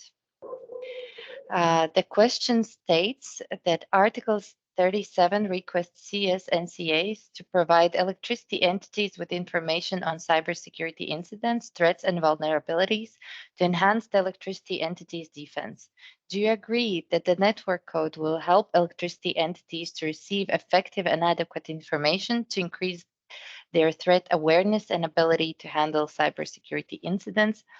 Here, the respondents have both equally answered yes and no, with majority of having no opinion on this question. Article 39 and Article 40 present the support electricity entities receive in the event of an incident and crisis. Do you think that enough support is provided? Here, the respondents are divided between yes and no, with majority having no opinion. We have received few additional comments that there such as that there should be a clear standardized process in place. The next question states, is the proposed approach for essential information flows and crisis management clearly described and sufficient to meet the objectives of the Network Code on Cybersecurity? The same as in previous questions, yes and no answers have been equally distributed, with majority answering with no opinion option. Here, I would like to give the floor to Peter Pongrach to have a conversation with you. So Peter, the floor is yours. Thank you, Daiga. So in our chapters, we wanted to describe how, who and how and what information should share within the electricity community. We followed the ACER framework guideline, and that led us to request the high impact and critical impact entities to establish CISO capabilities. Well, it's the main question that what do you think who attend this workshop today? Should there be a mandatory CISO capability foundation for even the high impact category electricity entities, or only the critical impact categories? And the other question is about a common tool to provide the technical support for information sharing between electrical entities and appointed CSIRTs. What do you think about such a tool? It's the most important part of this process. It's helpful but not essential, or it's not really necessary. It can be circumvented, and the major point is just to let the information flow between the players. So for the first part, these are our questions, and if you have any opinions, please let us know about it. Also, questions are welcome. Thank you very much, Peter. Due to technical reasons, I cannot launch a poll, but what I would like to do, I would like to ask those that in the second question would like to answer with option A, urgent. It should be developed within the proposed 2 years, to raise the hand now.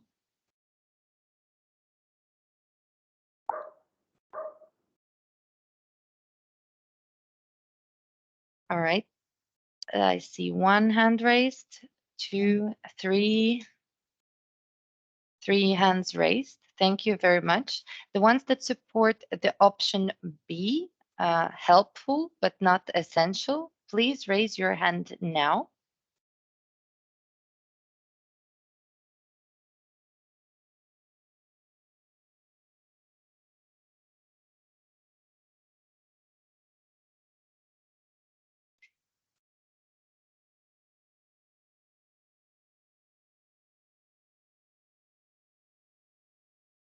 Thank you very much. I see 7 hands raised.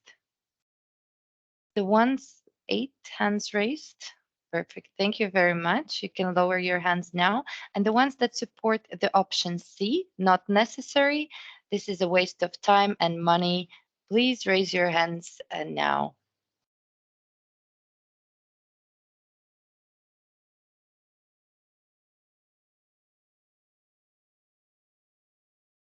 No hands raised. So the majority have answered with the option B, helpful but not essential. So I'm giving the floor back to you, Peter. Okay, thank you. Well, it's at least a help for us. Thank you for the feedbacks. And Daiga, can we move on to the next slide, please? Oh, that's it. That's our part. Your part is distributed through several chapters. So this is the first part. So I would urge all the stakeholders to raise your hand now to provide your feedback to the questions that Peter has raised or to ask any questions you'd like at this stage.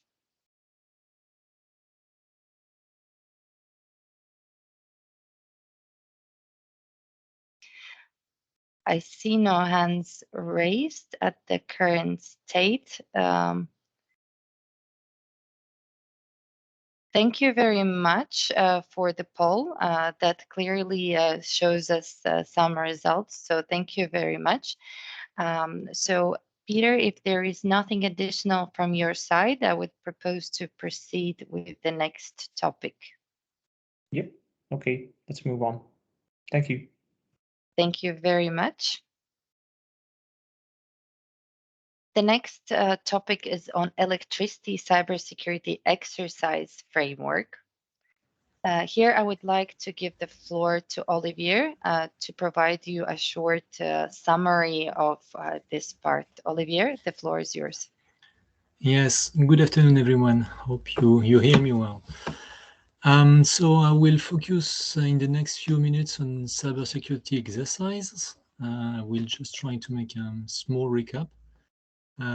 So we are talking about Title 9 and Article 43 to 45. So first, the cybersecurity exercises will be mandatory for critical impact entities and their suppliers. I think it's quite important to say that. And they will have to participate to organize, in fact, 2 exercises every 3 years. So there is 3 main ideas that we put in the Title 9. The first one is that we believe that practicing is really important. It's important to train the teams and to test the processes and to adapt the processes through the lessons learned according to the exercise that we are going to do. So the second point is that we don't want to multiply the exercises. So if, for example, there is an exercise in the national country organized by the competent authority, we believe that the national regulatory authority, the NRA, may have the power to consider this exercise as the national exercise required by the network code. This way, we believe that we won't multiply the exercises. And C, the organizers should receive some support from ENTSO-E to prepare some scenarios. They should receive some scenarios from ENTSO-E prepared with the support of EUDSO, ACER, and ELISA. So this is the arrow, the green arrow that you see in year of publication 1 and year of publication 3. So here it is. I think, Daiga, you can go to the answer to the public consultation at this moment. Thank you very much. So followed up by the summary of Olivier, the next question in the public consultation is on Article 41, which requires critical entities to perform 2 exercises every 3 years. Do you have the capabilities to perform the mandatory cybersecurity exercises? Here, the majority have distributed their answers between yes and no opinion. The next question is the proposed electricity cybersecurity exercise framework clearly described and sufficient to meet the objectives of the network code on cybersecurity? The same as previous answer, the majority have answered yes or no opinion. And here I will like to give floor back to Olivier to have a discussion with you. So thank you, Olivier. The floor is yours.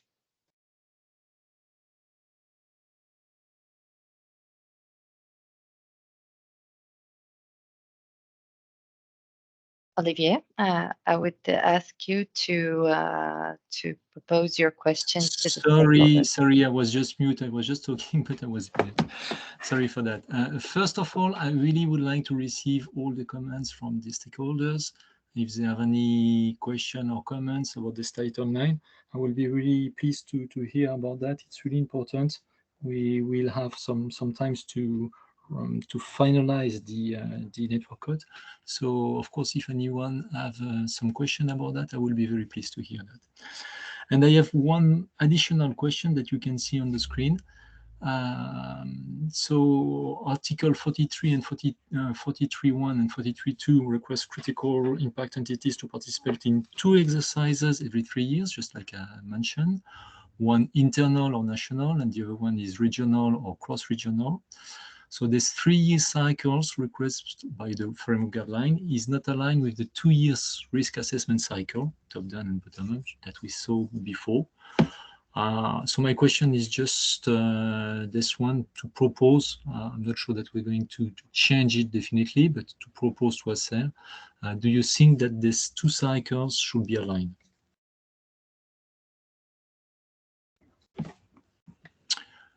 So please, the floor is yours, and I will be very pleased to receive any comments, questions.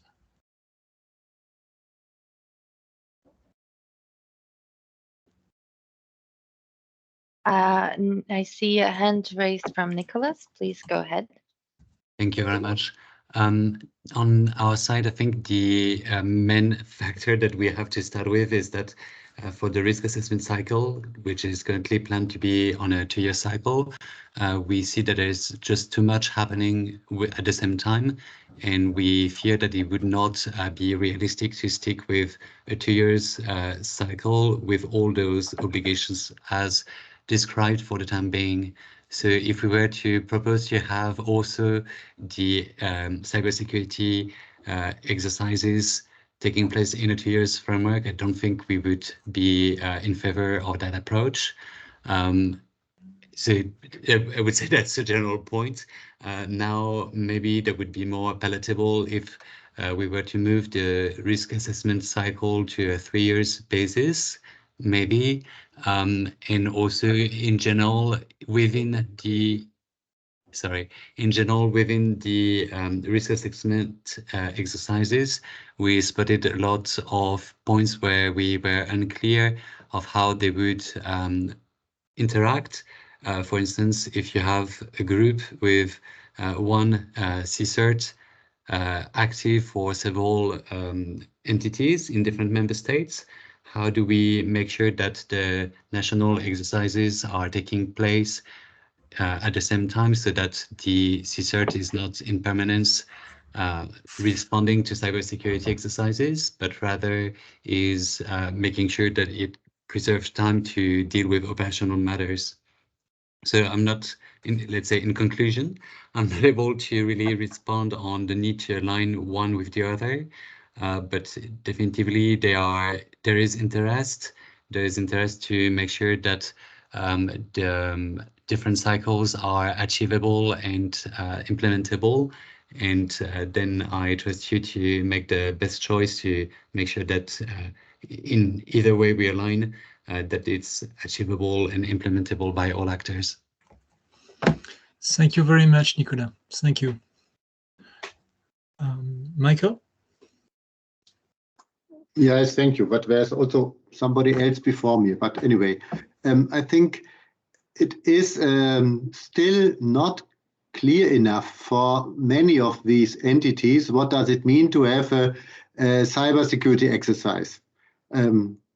It could be very easy just to sit together at a table and play. And now my control system is corrupted.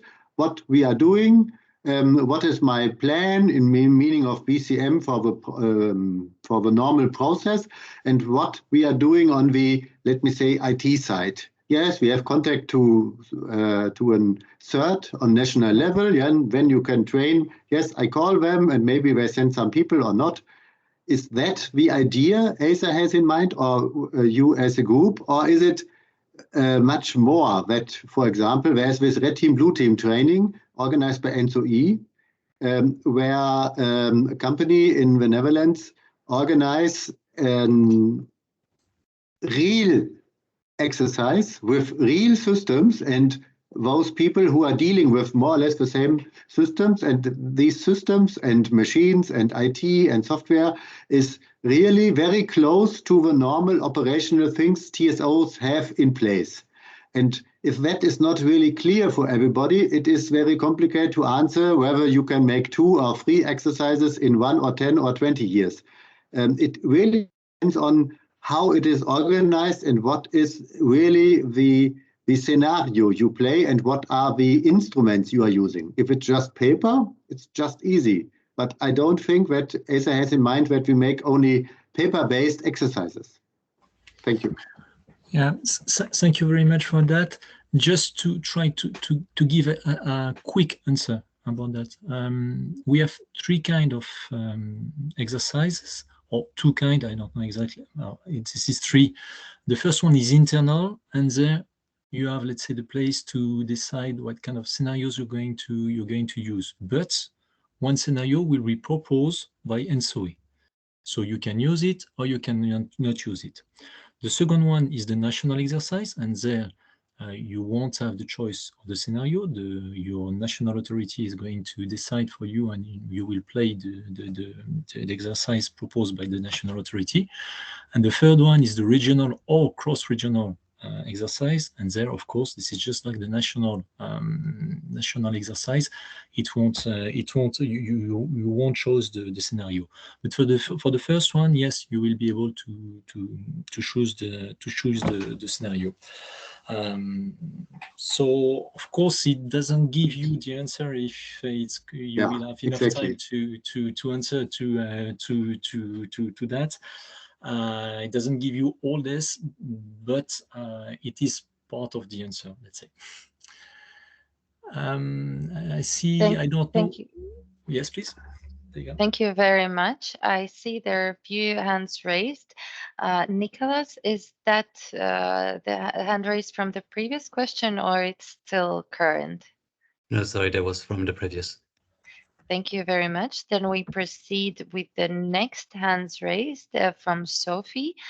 Please introduce yourself when you pose your comment or question. Thank you. Yes, thank you very much. Sophie from the Ministry of Economics and Climate in the Netherlands.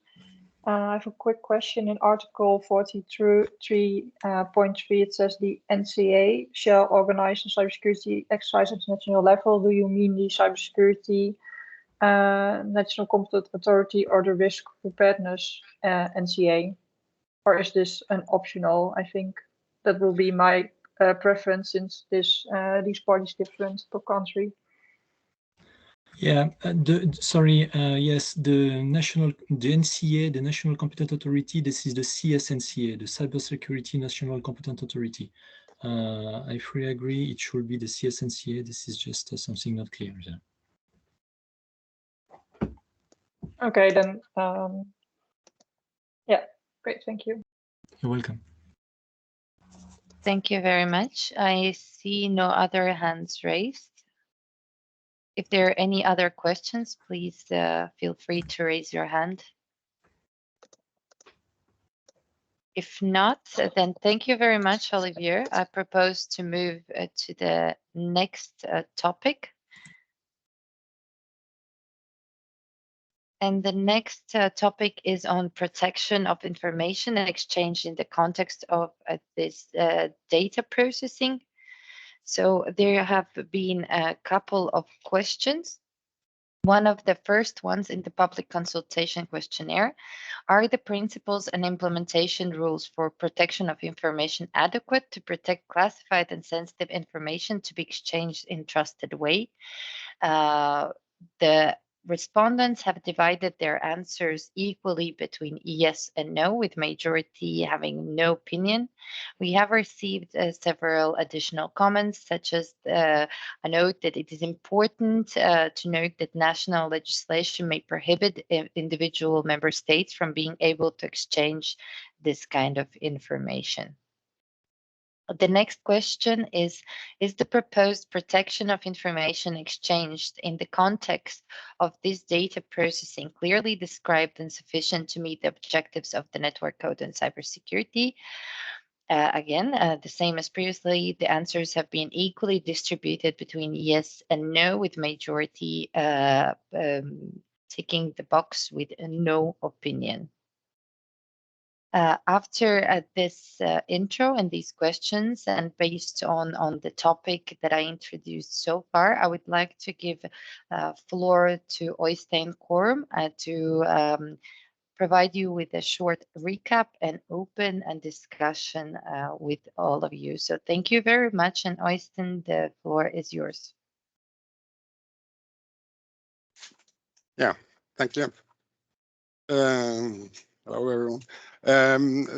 This chapter or title 10 is about the principles and the rules for protection of confidential information, and it's covering Article 46, 47, and 48 in the proposal. When sharing information according to member state classification with other members, the UC schemes shall be used in most cases related to incident handling. This will be labeling using the ESU label EU restricted, the lowest level of classification of classified information, and as well as sensitive non-classified information, depending on the details of information related to the assets of enterprise or the member state infrastructure. This will enable information sharing without having special provision of using personal and information systems required to be security authorized for processing EUCI classified information or similar at the member state level. That's the main idea by using this sensitive non-classified information category.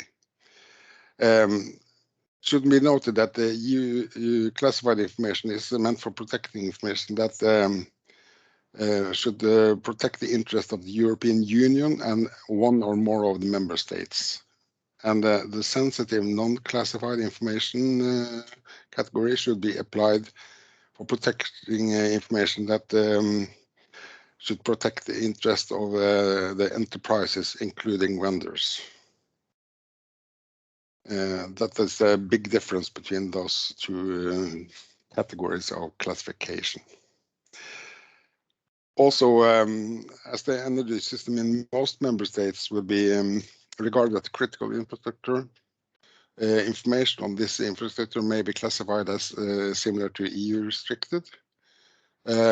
Information on some systems and installation within this infrastructure may also be classified similar to EU confidential or higher, depending on the national level of criticality assessed by the member state. In the latter case, enterprises operating systems that are classified as EU confidential or higher will have to use personal and information systems with security authorization for this classified information.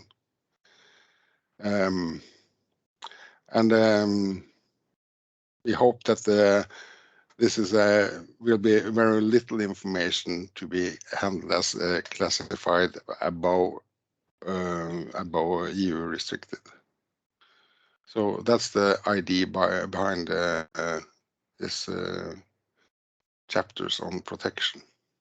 And if you look at the information sharing on incidents, each electricity sending information shall classify the information and determine the distribution records.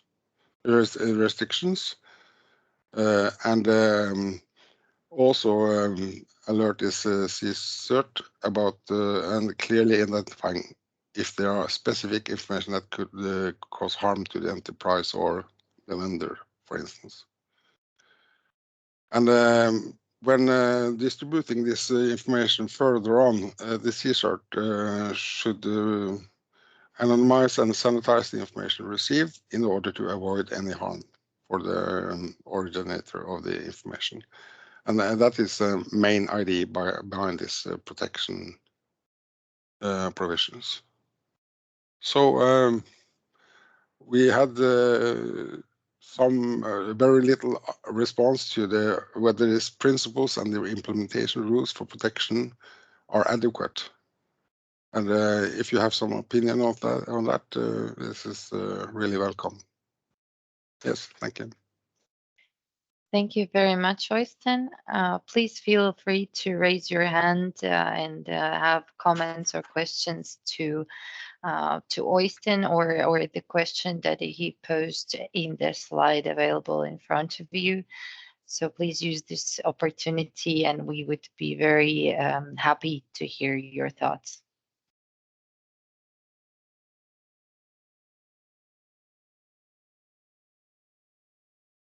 At the moment, I do not see any raised hands and no questions in the chat. So thank you very much. And again, it's a reminder for the stakeholders to please pose your comments then on the public consultation, as this will help us to frame the final draft. So thank you again, Øystein. And I will then propose to proceed. The next part is on general comments. So at the end of the public consultation questionnaire, we have few open questions.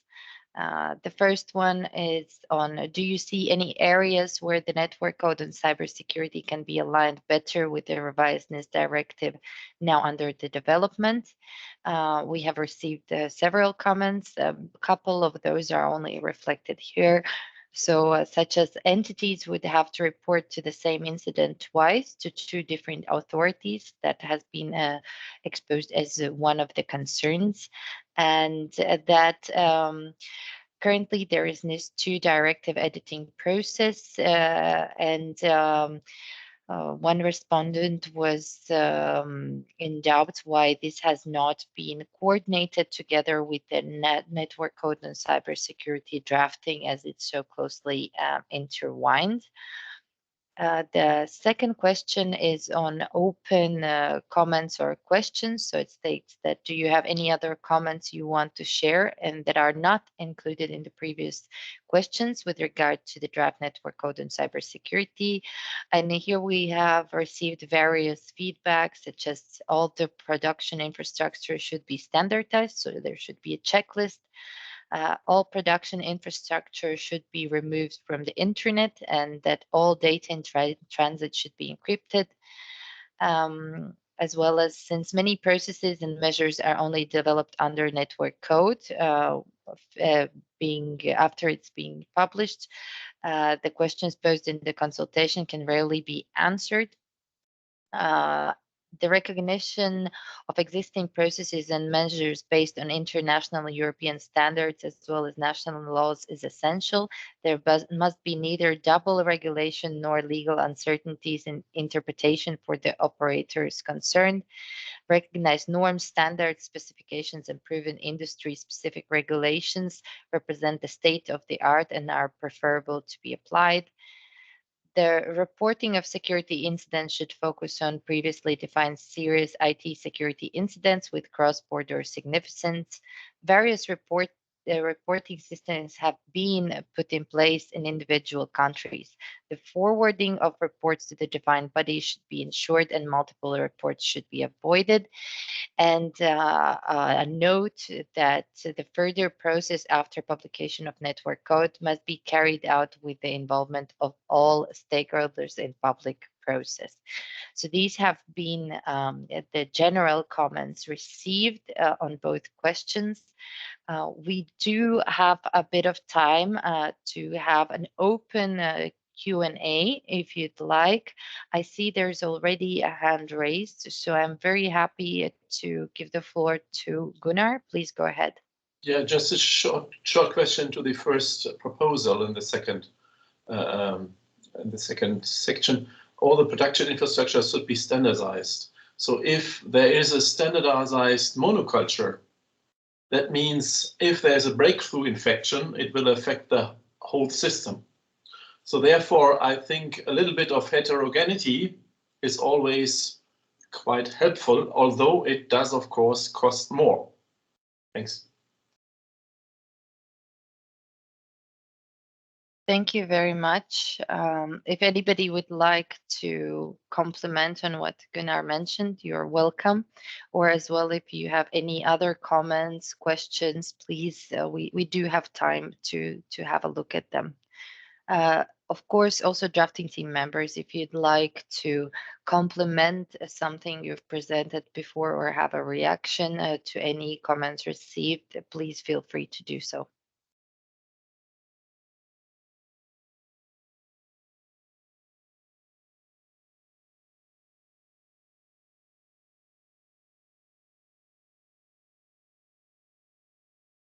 I see no hands raised. I do see some comments in the chat. So if you'd like to put forward your opinion and discuss them, please feel free, because I see that there's a comment from Richard. Would you like to have a look at it now, or would you like our team to have a look at it on a later stage? I would like to have the team a view over it. Maybe it's not an issue. Maybe you already thought about it, and it's not obvious for me. So I think an internal discussion would be enough. Thank you very much. Well noted. All right. I do not see any other hands raised. So then I will propose to slowly wrap up today's session. Once again, please do not hesitate to reach out to our drafting team. The easiest way to do so is via email, emailing me. My email is daiga.dege@entso-e.eu. You can find also my contact details in the public consultation form. After receiving your inquiry, I will direct it to our drafting team and cybersecurity experts and try to help as much as we can. So one of the final parts, if not the most final, is the next steps, as I presume all of you are curious what expects us in the near future. So the workshop documents, meaning the PowerPoint presentation, the recording, as well as answers to your questions, will be published in ENTSO-E homepage. All of these documents have been prepared in the strong collaboration with the EU DSO entity. You can see the link here. It is quite easy. If you go to ENTSO-E site, network codes section, you will find all the information and details there. The public consultation will end in 2 days' time on the 10th of December. So please use these last days to follow up on your feedbacks. We will appreciate it very much. After we received your feedback, the drafting team will review it and work on the network code draft. Once that phase will be done, we will have the second round of a legal review. After the documents will be reviewed by both legal experts and drafting team cybersecurity experts, drafting committee, ENTSO-E and EU DSO entity will have one last final review and a look, and then ENTSO-E and EU DSO entity will approve this document to go for submission to Acer by 14th of January 2022, as it's the current planning. Gunnar, I see you have raised your hand. Yeah, what's the difference between the drafting team and the drafting committee? So the drafting team consists of mainly TSO and DSO members that have drafted the network code.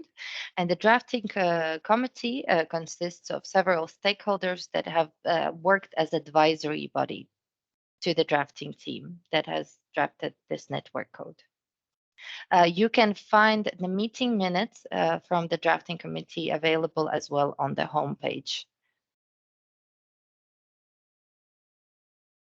I hope that clarifies. So these are the next steps. If you have any immediate questions, I'm happy to take them.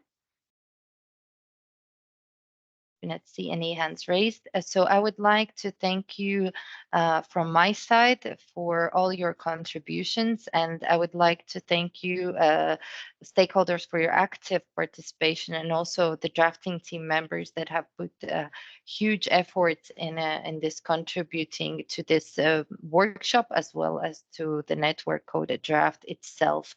Thank you personally from my side.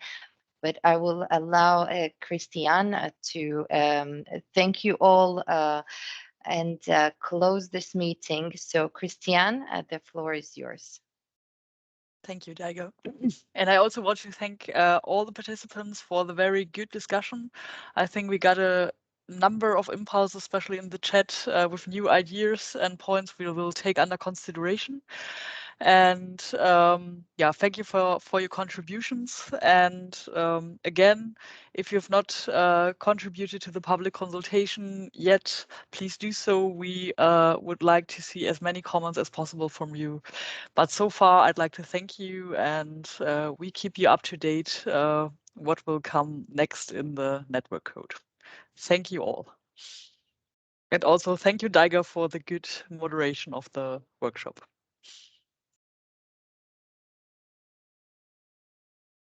My pleasure, and have a lovely evening. You too. Bye. Bye-bye. Bye-bye.